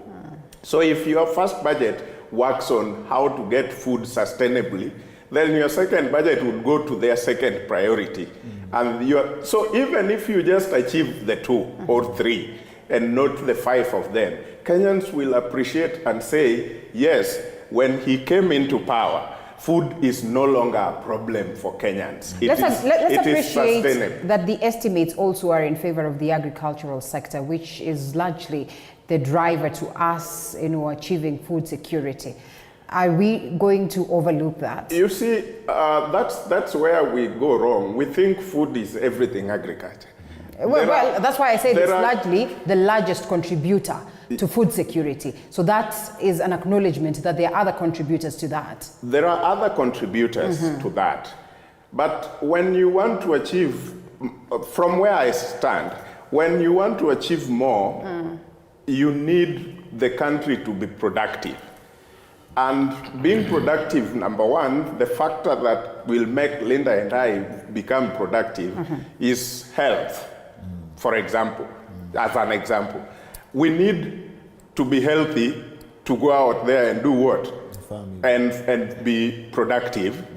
Number two, I one time told you in this show that zeal without knowledge is worse than stupidity in action. So we need knowledge, even as we go out there to produce. Do we have enough knowledge on what we are going to do exactly and what result we are looking for? So that takes us to things like education and things like that. So we have a lot that works together for that production to happen. It is not just about, okay, we have reduced these farm inputs, we have then what after reducing? Some other budgets have reduced those farm inputs before. What results did we have? So I think the first thing we needed to have looked at is the priority of Kenyans on this particular year. And then the second thing for me, we would have, just like I said, Kenyans need to know how to separate a process like budget from the normal, usual politics. You know, the problem we have up to now is that even the so-called opposition have not separated this process with their issues that were pending from elections and other things. So we are still talking about server to be opened, and we are still talking about this budget. So these two things are two different things and confuses Kenyans. The reason why I'm saying that is when you talk about server, for example, and you talk about the pending issues around election or electoral reforms, Kenyans are very political in nature. That the next statement you are making, even if it is going to help the so-called Kenyans, they look at it from the lens of politics, 100% of rigiji. I no longer want to listen to your points anymore. You are our opponent in that election, and you will remain our opponent. So even if you are agitating for what I am supposed to go and eat that evening, I don't care anymore until I go and die, because we die on our feet. We are strong. So that's why I would urge the Azimio side that when it comes to things like budget process, if I were their advisor, I would say, let's put aside everything election on the other side and discuss budget and its influence, or positive or negative, in the daily Kenyan life. Then Kenyans will understand you even from the other side of the divide. But when we touch on election, server and all that, the other people lock their mind immediately. So even if they were the best people to help you agitate for this, it doesn't work. Okay. I would agree to that to a large extent, and we have witnessed the Azimio side as well countering. Some of them have come out to support the bill, perhaps maybe acknowledging that, well, we have politicized this matter more than we have looked at the substance of it. And, well, they also speak of presenting a parallel budget. But Linda, just one second. One thing we must admit is that the government didn't have, either they didn't have strategist or communication team that could sell the housing agenda very well. And that is why they have been proven wrong with time, because side pokes hole on this point, then they are reacting towards that. So it means the idea was not original. Why would I say that? If they had a team to sell this thing well, we would have known from the very beginning that this is affordable housing. But even the president himself misled Kenyans, because when you are a president and you're telling people that mbona mnaambiwa tusichukue pesa kwa hao wadosi tuwajengee nyumba. This was never a social housing from the beginning. But he made it look like social housing where Nudin needs to be taxed because he is a lawyer working, so that I am a jobless person, I can get a house. We were never going to get a house when we don't participate in funding it. So the president himself misled the entire country by telling the poor or unemployed that we want to tax the ones earning so that we can build you a house, which was never going to happen. So I think they messed up themselves by not coming up with originality to sell what they wanted. So it was never a social housing. It was supposed to remain affordable housing no matter what. The only people who get this house are the only people who are willing to sacrifice something from their earnings, whether in business or from salaries, to put in so that government can complement by providing land and you get a house at affordable. If it was sold like that, we would not have gone through the whole metamorphosis period where sometimes it is a levy, sometimes and then we ended up with it as a tax. All right. You know, at some point, this is one aspect or one proposal they are in that document. There are numerous other proposals. And this one we can wake up and, it is legally challenged and it is scrapped off, and then we survive with the others. Just how much should Kenyans tighten their belts or tighten their belts if we are to go with this finance bill, if we are to go with the budget that will be pronounced today until they're somewhere where they're afloat? Okay, thank you very much, Linda. I want to say I don't want to scare Kenyans by painting a very sad state of affairs when it comes to the economic performance. And I'm saying this because already, if you remember, when the Kenya Kwanza government came on board, what they did was to subsidize on fertilizer. Of course, there was a withdrawal of the subsidy on unga and all that kind of stuff. Then, for maize to come out of the farm, it should be, there is a season for that. And maybe in the short term, we should be able to increase on our own production in terms of food. Security will improve. And that is where it touches the hearts of Kenyans. If there is food on the table, then of course we can be able to discuss now matters housing. So I want to say that in the short term, maybe in the next few months, then of course that should be changing slowly by slowly, and we expect that things will improve. On the matter of housing, if I can put my voice to it, is that of course it will be next on the line after you have food on the table. Then you must be having a shelter or at least something to call a home. And it is of interest that when you engage heavily on these high infrastructure projects like housing, then of course you want to achieve 2-3 things. One is that you will put so many people into gainful employment, however much it could be for a short time, but of course projects roll over to the next. Then secondly, you will be sparing manufacturing, because some of the components of these housing units will be manufactured locally, and that is why there was also a tax on the importation of the same items that we can be able to manufacture locally.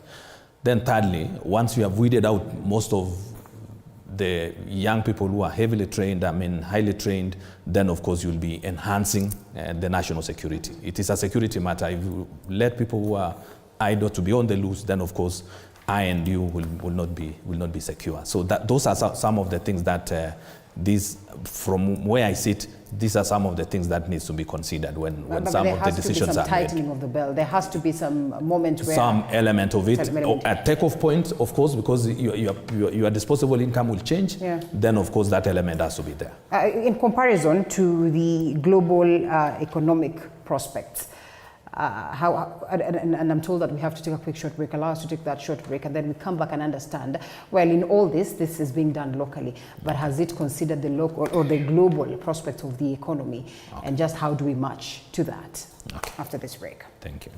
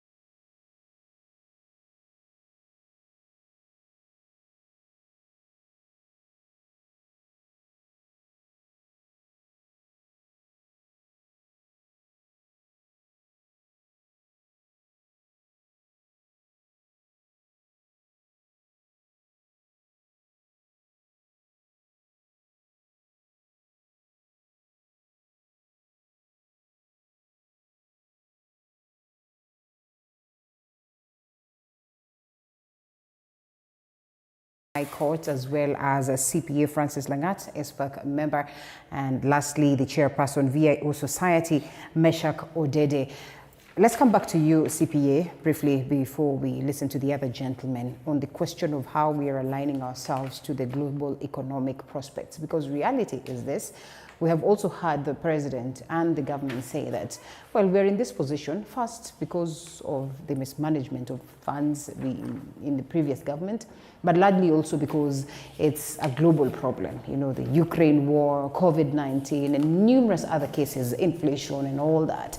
So even as we speak about our very own budget, even as we speak about the finance bill, I know in the conversations towards making this, there's always that consideration of what the global markets look like. Have we considered that proper, and how do we just get ourselves to balance that? Thank you very much, Linda. I want to say that the global economic outlook, there is a slowdown, and so Kenya is not an exception. We are suffering the same inflationary pressures that are felt across the globe are felt in Kenya. And being an economy that imports much than we export, then of course much of it is imported inflation. Then thirdly, we are talking about foreign exchange situations that are unfavorable at the moment. You remember a situation that when it came to importation of even oil, we were even contemplating as a country to using the Kenya shilling with the countries in the Middle East. Of course, those are considerations to bold out of that situation.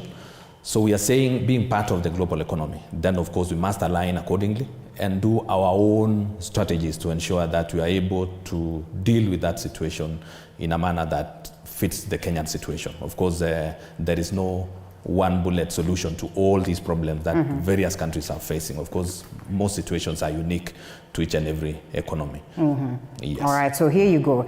Norina, I come back to you. Allow me to briefly read, and I know there are a couple of them, and we're not trying to be negative, so we are not labeled that we are. There are a couple of contentious, issues within the Finance Bill 2023, which has seen the light of day: the housing levy, the 35% tax rate payee, that is above 4,500 per month, that is from 30%, introduction of VAT on export services, increase in turnover tax, that is from 1% to 3%, 5% withholding tax income earned by digital content creators, increase in the VAT rate on petroleum products from 8 to 16%. There are very many of them, and equally there are good aspects of it. If I am to look at the negatives, what are the possible legal ramifications to this? Because we also acknowledge that the Constitution allows us to challenge some of these aspects in court, and perhaps that could be the main route that we have right now to addressing this matter, if not hitting the streets.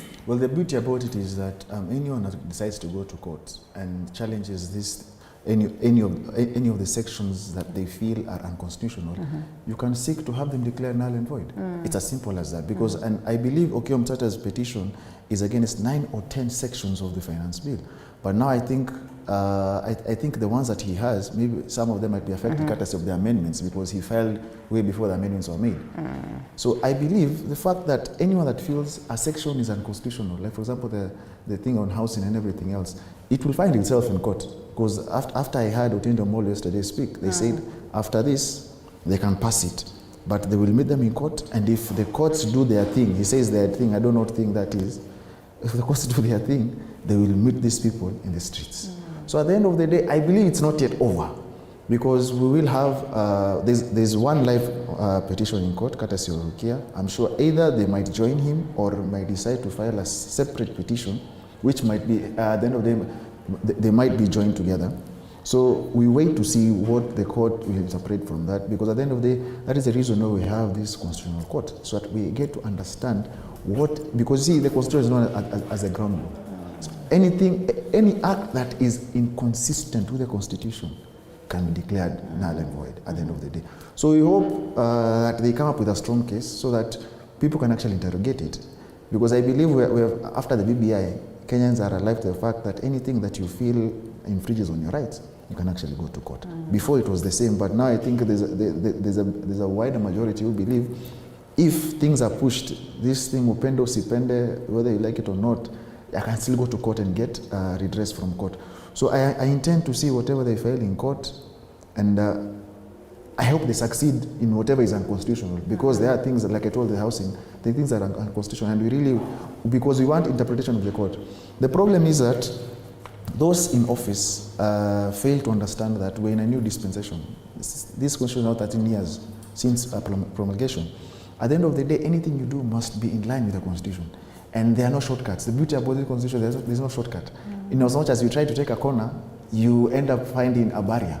And that is the beauty about it. So I intend to wait and see whatever they seek from the court, and the courts are actually allowed to declare whatever is unconstitutional. And this thing can be amended at the end of the day, so that we actually have leaders understanding that you have to follow the law in whatever law you're making, because these laws are meant for the people. And if the people feel they are unjust, then they can as well seek redress from the side, and members of parliament from Azimio side, or from whichever party independent that did not show up to, you know, echo their voices on this. What does this speak about the House? Linda, the truth is our parliamentarians are not very clean group of people that you expect to now have their hands clean when it comes to a very critical decision like the one we are just about to make. This informs the disappearance or the appearance in the voting period, and also informs some of the stance they take. Because again, we have not separated, just like I said, we have not separated a process like this from our normal political processes. You know, we need these houses so young people in my constituency can be engaged. Wananisumbua. So your main reason for voting is simply because it will create some jengo type of work for young people wale wanakusumbua. I think that is a bit superficial. The reason should be more and deeper than that. So what we are likely to see, number one, is the interference of the people or other forces outside parliament into how the parliament makes their decision. For example, you will hear, as Emil says, we have regrouped, and we have made a decision. This is where our members of parliament are going to vote. And the Kenya Kwanza will also call their PG and say, this is how our members of parliament will vote. The unfortunate thing is, there are people who Kenyans went to the ballot and elected called independents. That independence is also lost, and we no longer talk about them in processes like this. In other bigger democracies, they would have been the eye of everyone right now, because either Republicans or Democrats would be looking at, yes, our numbers are here, but we need to convince the independents to vote with us. Do we see that happening? No, because like I said before, we love copy and pasting. So we went and copied the American parliament, came and pasted here. We don't know what to do with them. The independents themselves have no idea that they were independents. So some of them are right inside Azimio, depending on where they come from. Others are right deep inside Kenya Kwanza, and are even supporting Kenya Kwanza more than Kenya Kwanza themselves. So you realize that is how we ruin the independence of parliament to actually, right now what would have been happening is, especially the government side, would be trying to convince members of parliament, even across, including in the opposition, and telling them how good this will be to the nation.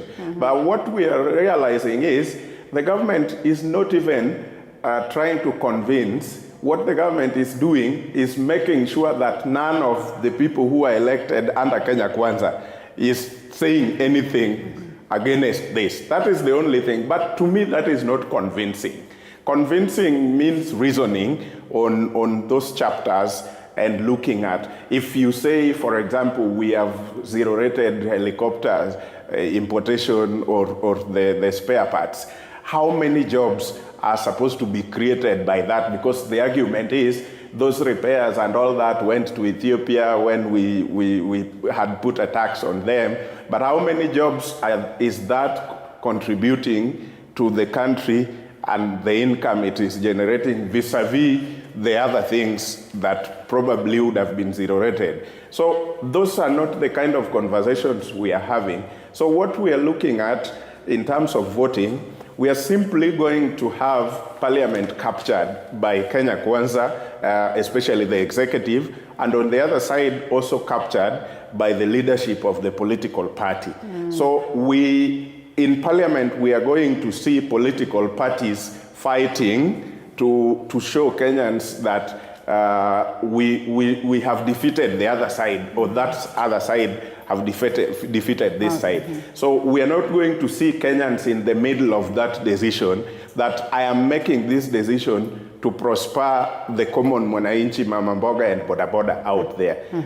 You saw already the social media was already abuzz on the faces missing, the faces present, the sentiments coming from this end to that end. Some of them are going to be in a deep problem. After that, we will see the so-called, they were telling it, criminalizing enterprises. and so you saw the likes of Tabi Karanja is already saying, I'm no longer CEO in this, I'm giving somebody else opportunity, because there is a stand you take, then we are going for your businesses, for example, and that is what one wing was calling criminalizing enterprises. And I just said, many of them have cases. And their cases revolves around tax evasion. And this is the truth.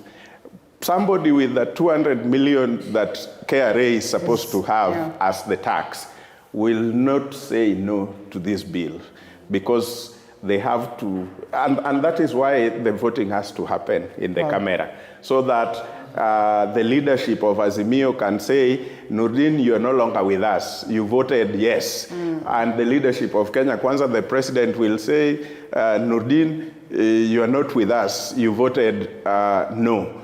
But the pathetic group is now the group who moved from Azimio to go and work with Kenya Kwanza.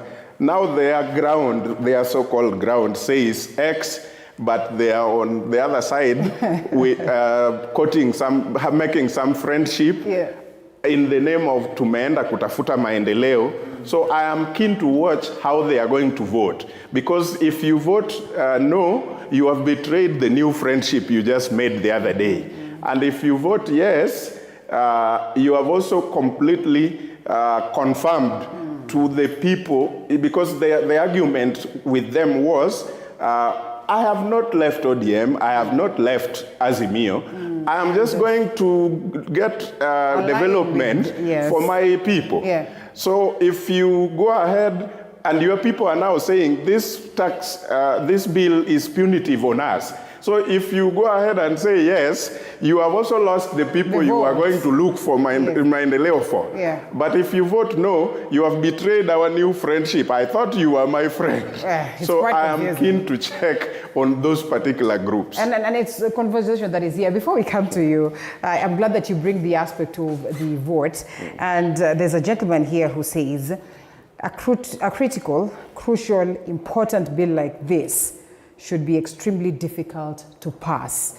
It should have to be maybe passed by a 2/3 of the House and not a simple majority. It can't be this simple. What do you make of it? I'll come to you. You see, the beauty is that there is an artist called Red Sun, who sang back in the day, who's a chicken now. And we have seen it in Parliament, courtesy of those who, like he rightfully said, are in Camp X, and that's why I'm saying wachezaji kulipwa. The transfer season is up even in football. And they moved. And then there are those who are proper cowards who failed to show up in Parliament. And that in itself shows you the level of seriousness they give the work they do to Kenyans. Because at the end of the day, a serious thing like the finance bill, voting, and you are absent, and you can't tell us why. He rightfully said there are those who are saying that we have gone to the government side to look for development. These are the same people who don't understand the Constitution. We have 3 arms of government. So which government are you going to? You are an arm of government. You do allocation of budget. you appropriate the same budget. So which arm are you going to? And this is not back in the day where you are not in chama ya mama na baba, there will be no road there. You hear members of parliament say, nenda kutafuta barabara. It is my right. Taxpayers' money does not mean this is Azimio, this is Kenya Kwanza. Because when you're a president, you're a president of the Republic of Kenya. Irrespective of those who think they are shareholders and non-shareholders in the country, which is highly irresponsible. In any civilized democracy, such utterances would mean you'd have to resign. Because you are using taxpayers' money to run your government. So you look at members of parliament and you ask yourself, are these the people that we are going to have for the next 5 years? That's why I told you, I will have my say. Last time we were there, I told that parliament was dead. Now this one died yesterday in camera. You're a member of parliament? At least she's voted no. Okay. Okay. Because she voted no, but she was somewhere. Like he rightfully said, I remember during the campaigns, the former CS for Interior rightfully said that the next parliament will have all manner of people, from wash to drug dealers and everything. So you find most of these people have issues with the state. And so panel beating them to a certain line is very easy. Now put that aside. Now whose mistake is that? Is it not the voter? Because it is the voter that determines who sits in parliament. I'm coming to that. Now put those ones aside who have issues with the state. Now there are these ones who don't have issues per se. But now they have that thing called respect the party leader, respect the party line, party position. They don't think, they don't listen, they don't see. They don't even read. It's like those who used to say back in the day, Baba amesoma, wacha tupitishe. Mbona mimi nisome. Your problem is you forget that you're supposed to represent me, you're supposed to legislate, and you're supposed to oversight. Now there are those who believe in Kenya Kwanza, oversight Azimio wafanye. Hii serikali iko sawa. And they tell them, nyinyi mfanye oversight, this is we are the government. You forget that even if you voted for the president right now, when he goes wrong, you tell him that is wrong, but they cannot because they are afraid. That's why I told Isaiah by saying, these are the people who are now going to do a remix of Who's Chicken Now Courtesy of Red Sun. Because they see no evil, hear no evil. And that is why when you listen to the debate yesterday in the morning, those from the government side, it's like they had rehearsed the president's speech. They didn't have their own words. You have to suffer for a better life. Another understands. You have to suffer for a better life. Another understands. These people, they want roads. And then what struck me most was the leader of majority finally explained to us why we're in the pit that we are in. Apparently during campaigns, it was the handshake. But now it is a global affair. It is the Ukraine war. So which is which? And that is why I say political hypocrisy. Yeah. You have no mind of your own. Now he talks about independent members of parliament. Since I live in Nairobi, I'll go for one. Karuri, captain. He says he's independent. But do you know that these people moved immediately? The current president was declared the winner candidate of the Supreme Court. These were moved. So what is your point of running as an independent candidate? You lose the essence of being independent. And that is why he can't show up. Because when he shows up, akirudi ground ataambiwa, wewe ulivote yes. So you find there are those who feel like, let me not show up so that I play a balance or let me be on the fence. But you see, Martin Luther King says, those who abandon you on the eve, on the night that you need them, are betrayers. And this is why Malema, during the funeral of Winnie Mandela, was saying he can see sellouts and betrayers wailing. Now, these same sellouts who didn't show up yesterday, these same sellouts who voted with the government and they're in a different camp, will come out on rallies on top of their V8s and tell us how this government is, after an year, when people, let's say if things don't go well, they'll come on top of the vehicles, serikali ni mbaya. Forgetting that their vote is where we are because of them. Hold it right there. I'm getting a bit confused. And this will be my next question to you after we listen to CPA here. Alice Wahome, Esther Passaris discuss. Let's come back to you, Senior. Your expectations for the reading today. Okay, thank you very much. And we expect in the budget reading today a response to the economic situation. One is that we have just come from a drought, we need food, so there must be a bit of an injection to the agricultural sector. Secondly, the education sector is still grappling with the CBC curriculum and then of course the necessary infrastructure. Then of course there must be an injection. Secondly, we have insecurity issues that the Internal Security Ministry have been handling, so there must be an injection to ensure that they are able to run some of the remedies or the solutions to the problem that has been in the Kerio Valley. Then thirdly, of course, the health sector, because of the universal health issues, that we expect that we are moving towards ensuring that the provision of health services under NHIF are enhanced. Then, of course, there must be a budgetary provision to actualize that kind of strategy of government. Then the other aspect is about having counties also operate. Of course, we have seen that the provision is retaining at 385 billion. Of course, we expected some enhanced funding of counties. But however, that 385, if it can be put to economic, productive use, then of course we should be able to spur economic development across the country. And that is the expectation. Then of course, we ensure that all that money that is devolved or any money that is appropriated by government is put into good use. And that gets us into the question of how are we able to manage or fight corruption, because that is an aspect that is a leakage from what we do and in budgetary provisions, because we don't have a budget line for corruption. So it will be eating into what is already provided for. And we have a very thin line in terms of what is available for development budget, because the gap that we'll be having about 700 billion. And then, of course, what we call the budgets, the deficit or the debt ceiling, we are about to arrive at it. And then, of course, the window that is available cannot be able to take care of the development debt that we need to take. Then, of course, if we are also having corruption as a budget line in terms of across the various budget lines, then, of course, development will be impacted negatively. So we look forward to a situation where all that is put into context, put into control frameworks, so that meaningful development is achieved. And when you speak about the taxes to come in, and this is largely what the members of parliament of Kenya Kwanza are telling the people of Kenya, that if we're able to collect proper and seal the loopholes that Nordine was talking about, then there are possibilities that we are highly going to reduce that possibility of us incurring more debt. Just how realistic is it when you look at the prospects? Okay, in the current budget, what is looked at in terms of the borrowing or the financing gap is about 700 billion. 500 of which is coming from internal sources. Then, of course, external sources is about 200 billion. And why there is... You say 200 billion or million? 200 billion. Billion, yes. 200 billion, yes. Why there is that reduction of external borrowing is to ensure that we don't get into those foreign exchange challenges that we are coming from. Then, of course, managing foreign debt is more costlier than the internal debt, because we can roll over. You know, if you take treasury bills, treasury bonds, you can roll over, meaning you can continue having your debt, and then, of course, government paying interest at a cheaper rate than the rate that we acquire the foreign debt. So what is there is that government needs to take care of what we are able to borrow, then, of course, put into productive use. And it should go entirely to development budget, not to finance operations like Nordine was mentioning. And just to also clarify on the matter of housing, then, of course, the regulation should be there to ensure that it doesn't get into recurrent budget. What Nordine had mentioned is that if it gets into recurrent budget, then, of course, we'll have lost the plot, because it will it beats the purpose. It will not be making sense.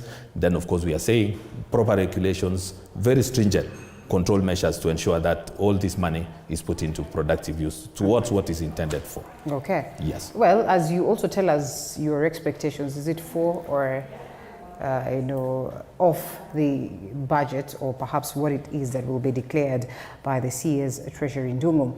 I mean, we are talking about the members of parliament who showed up, who did not show up. There are those ones that actually showed up and defined what their party position is openly. Is it something to celebrate? Alice Wahome, for instance, Esther Passaris, for instance. I mean, what exactly?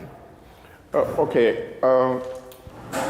For us, it is not just, Linda, it's never going to be just defying the party position. And it shouldn't be that. It should go beyond that. Yes. I mean, what is your reasoning behind the position you are taking? So, I mean, again, we need to also be careful and warn the members of parliament who sees an opportunity like this to shine and probably rise from a normal MP to a global leader just by taking a certain position against the party leader for purposes of making it big on the news. So as much as we say, yes, you are supposed to think on your own and work with your people who elected you and probably push the agenda that you feel is right for Kenyans, but you must also make us not see that side where you're simply differing with your party leader so that you can make it big on the news. That is one. The space where I still, at personal level, and probably coming from the civil society, I have a problem with in this budget is the allocation for the county government. I still feel like we have not embraced the devolution to the expectation of Kenyans, because simply we need to look at the devolved functions and how the monies that should follow. We realize that the devolved functions are huge and the monies are still halfway of what has been devolved. So we are putting governors and the entire county government at risk of being seen by the people who elected them as those who are not working. We need to also understand that the national government is still controlling whether devolution will work or not. Because sometimes when you go for 3 months and the money have not been sent to the county government, they put county governments and governors in a position where they have to borrow somehow in the local commercial banks, which have got interest accruing, and by the time money is sent to them, the only money they are remaining with is a free account where they can now borrow again, but not really the money to actually start working with and develop. So I still feel like 385 billion is still very little. If I look at the health budget, for example, we have the health devolve, the hospitals, the cadres devolve up to level 5, then only level 6, which are just 3 or 4 hospitals in the country. But then you will find the health budget that is devolved could be very little compared to the work that is supposed to happen on the ground. So I don't know what exactly informs this kind of budgeting, but those are now the things that are supposed to, according to me, are supposed to be interrogated by our members of parliament. So if somebody is taking a stand, for example, on matters health for their people, then we can say this is not just a popularity game. This is a real issue because our hospitals needs this and this and this, while a bigger budget is remaining at the national level, and national level is largely on policy. Then the only thing they are running is those 4 hospitals, probably Mathare, KU, Kenyatta, and Moi. The rest are supposed to be. But if we put more money in the county and they are effective on the ground, then even the people we are referring will be very little or less. And that will make sense to the people on the ground. So I expected more than I have seen, but all in all, we will still have a government, we will still have a budget, and the monies must come from the people. The only obsession I know happened a lot with the new government is they came into power with a lot of PR, saying we will not borrow. Which country does not borrow anyway? Every country borrows. America owes the other parts of the world, China. Every country. So when you come to power in a third world country like ours and you're telling me we will not borrow, I am looking at you and saying this guy is playing a lot of PR. We will borrow because that's what we do. You see those memes on Facebook where they say we will not borrow has gone to borrow. So we have borrowed right now close to 800 billion. And we keep shouting, we will not borrow. So those PR needs to stop. and then we need to be realistic. Where we need to borrow, we will borrow. Where we do not need to borrow, we will not borrow. You are men, and you know better than me that when you try to quote a woman and you are telling them the truth, you might as well accept that you're not going to get that woman.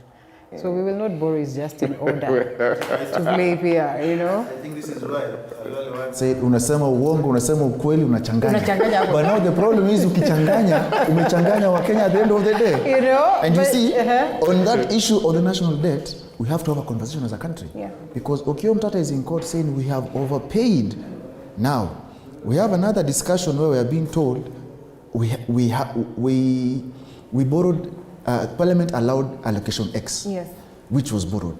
But then there's another allocation that was borrowed that never passed through Parliament. So we need to know, are we servicing a loan that Parliament never approved? If yes, then who approved this? And who sought this money? And where did it go? There was a public management bill, yes, finance bill or something that yes, was presented by, it was actually the previous Parliament. Yes, I don't know where. It hasn't been completed yet. Now you see, we need to have an honest conversation so that we know. Public because debt management. The current government is saying it is servicing loans. So which loans are you servicing? How much are our loans? Because there's conversation that, oh, we have already finished paying. We have actually overpaid. There's, oh, Parliament approved this. This was taken. So who took it? And this person, they took this money, ilienda wapi?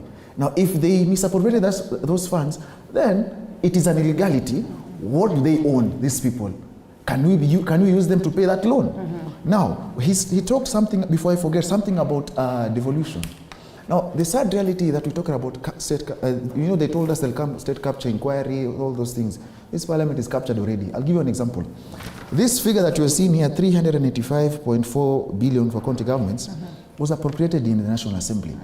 Now, the senators that we have in this country have a duty to raise that. But we saw what they did. They were afraid. You look at a senator coming from an ASAL area, doesn't realize I need more money in my county because of being panel beaten and because of being captured. Because we have to be honest, because of being captured in a party line party position, they decide to approve this. So you tell ourselves, when will we actually realize devolution? Is it meant to fail? Are counties meant to be borrowing money on their knees? Because they're telling us they're going to shut down until some money was thrown at them. And now I heard the Council of Governor chairperson saying that they are being told they have to spend, I think, 30 billion in a week or 33 billion. How will they spend that money? In what way? You get, so there are so many issues, and this is how we can't solve the issue of also loopholes in counties. Because money comes in a huge amount, it's spent already, like he said, they have quote-unquote loans that they pay. There's this so-called craze we saw when governors took office, where they would put people in a stadium and count ghost workers. Now we don't know if that has ended. There's also this craze of night visits to hospitals. We don't know if that has ended again. So we find ourselves, it's like an entire circus. The same thing happens after every general election. And that now brings you back to the voter. Because they say leaders are your representation of the citizens. Now, if we have the so-called illest of human beings in parliament and in different types of offices, this stems to the fact that is it true that we sell our votes during the campaigns? Someone gives you 500 shillings. They just talked about promises. There are promises that were made during campaigns that when you listen to them, you'd laugh. Do you know if, for example, even Azimio took over office, there is nothing that would have been a headache to the former Prime Minister, like that 6,000. How will you give it? You get. So you see, there's this populism about campaigns. Then when they get into office, they realize, oh, so ABCD can't be done. And now members of parliament, they find themselves in a fix where now they have to do the dirty work where cutters have been panel beaten. They will approve every single thing. But they forget that Idi Amin, the production of Idi Amin was not an event, it was a process. Right now, you feel like you are safe, but it will turn on you. I am telling you, it will turn on them when Orengo is to tell them that revolutions and government eat its own people. It will happen.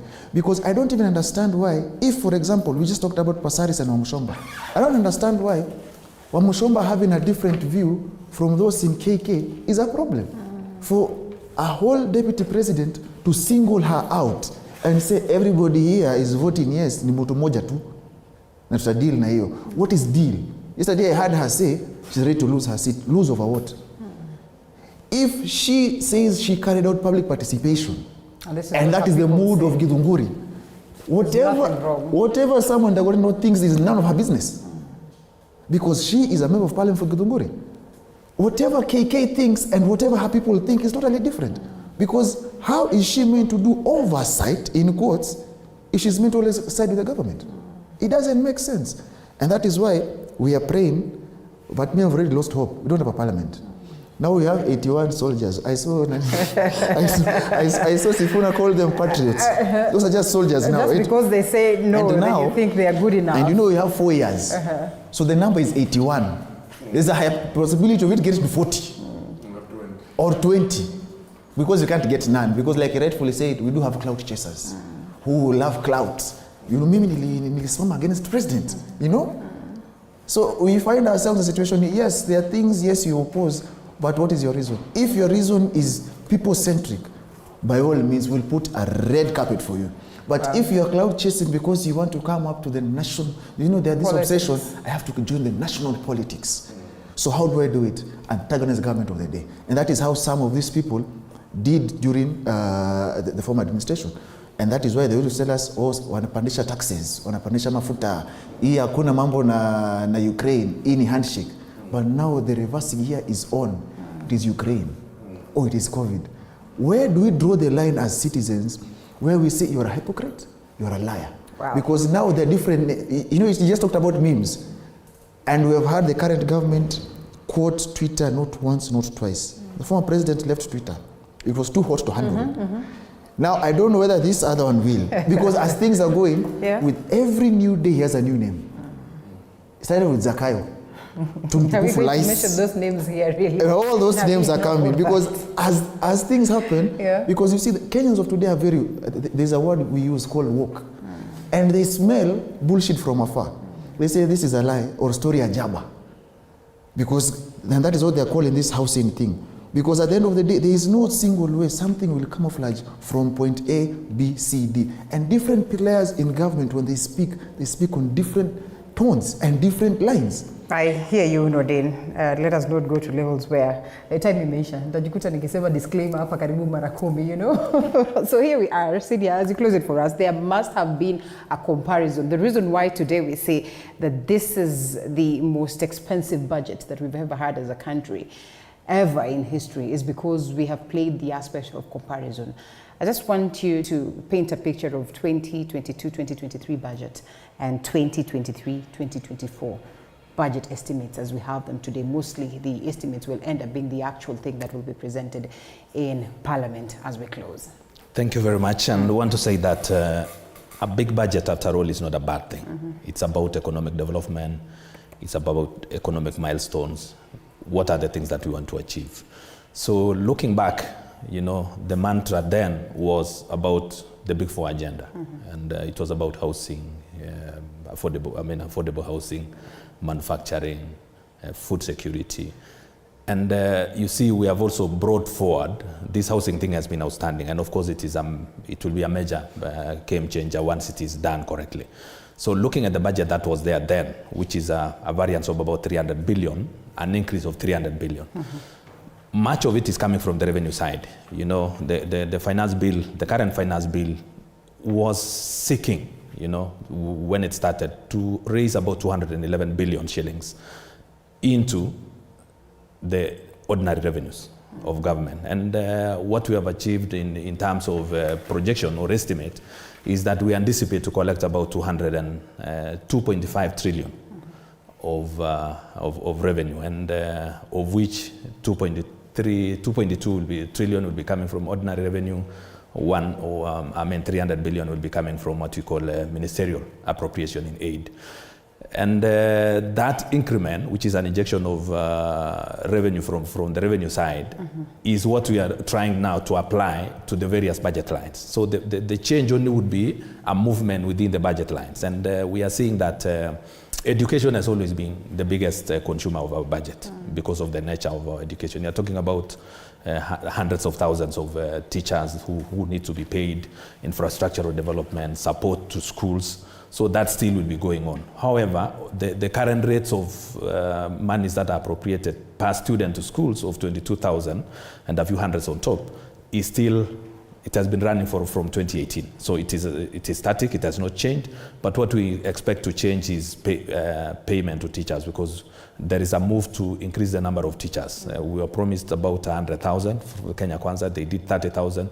Probably maybe they'll do another number. So that requirement for recurrent expenditure to teachers would up the cost of the Ministry of Education, basic education budget.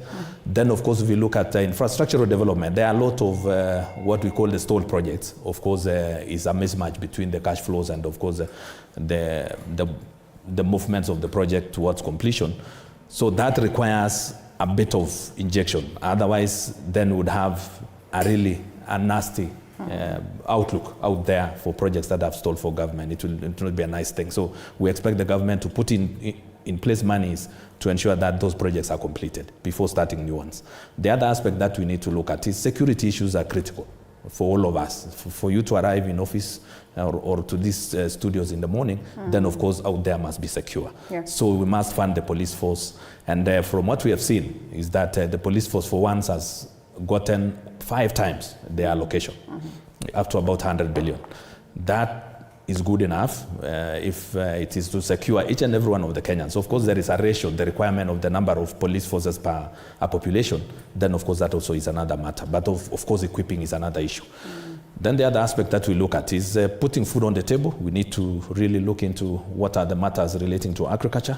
Agriculture is very critical and close to the hearts of Kenyans in terms of ensuring that there is continual support in terms of inputs, lowering the cost of inputs through either subsidy or tax measures that are removed.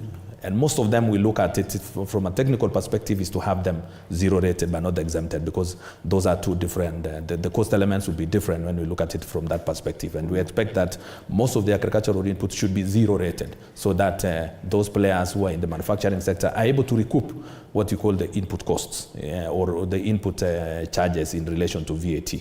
So that then, of course, the fertilizer-like items would be cheaper than those exempted. So that is the outlook that we expect from the budget. Fair enough. 30 seconds as we close. I need to be educated somewhere. I come from the civil society, and in the civil society, we have funding partners.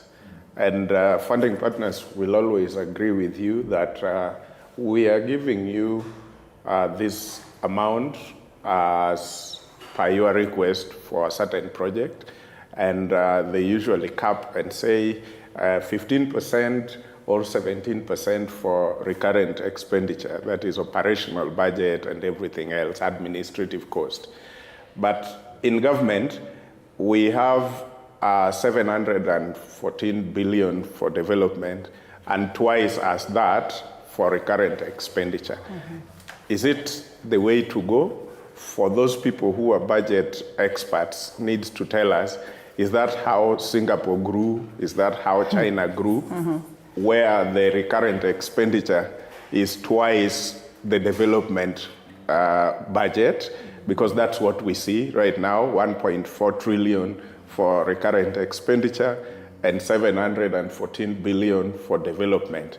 So if that is the only way that every other country we are looking at has grown, I will not have a problem.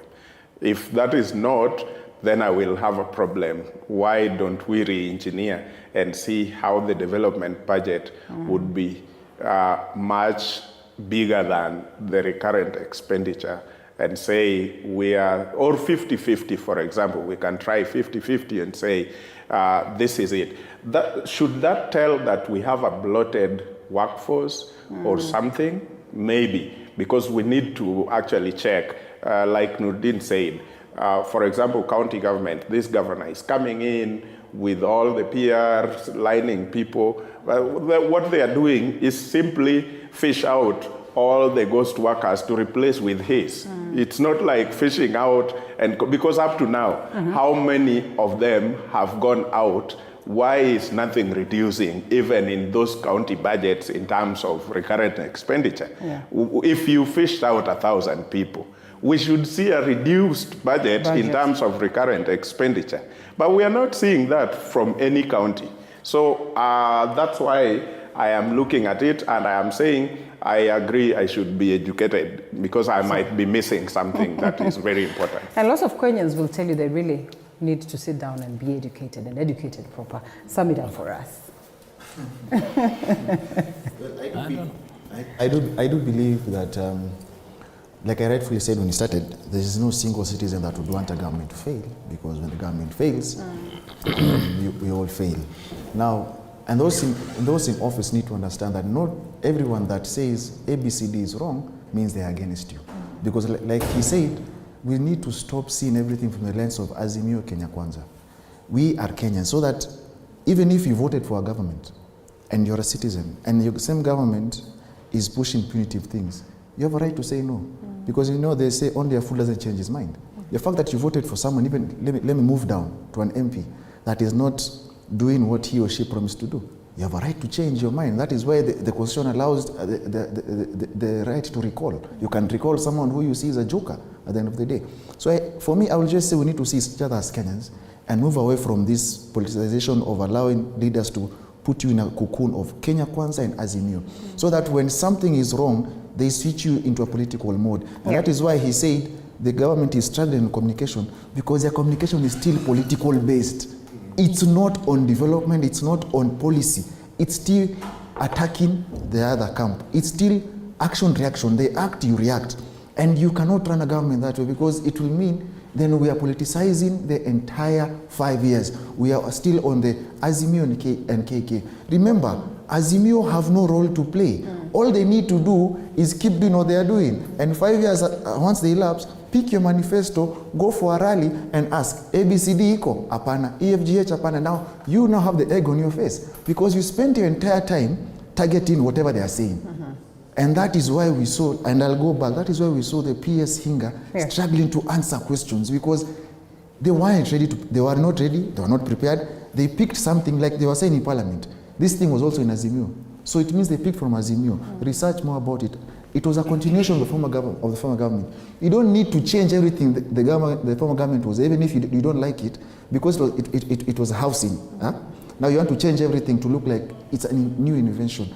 All you need to do is do proper research and communicate. Instead of political communications, communicate openly and better. Wow, fair enough. Senior, we have to close completely. We are extremely out of time. The conversation continues. Well, it is at this very point that we close the discussion bit. Remember, it's a special coverage of the 2023-2024 budget, and we'll be crossing over to the different parts of the country and later on in Parliament just to know what Kenyans really need to expect. Thank you so much, Nordine Kagai, Advocate of the High Court, as well as CPA Francis Langat, his PAC member, and lastly, the chairperson, VIO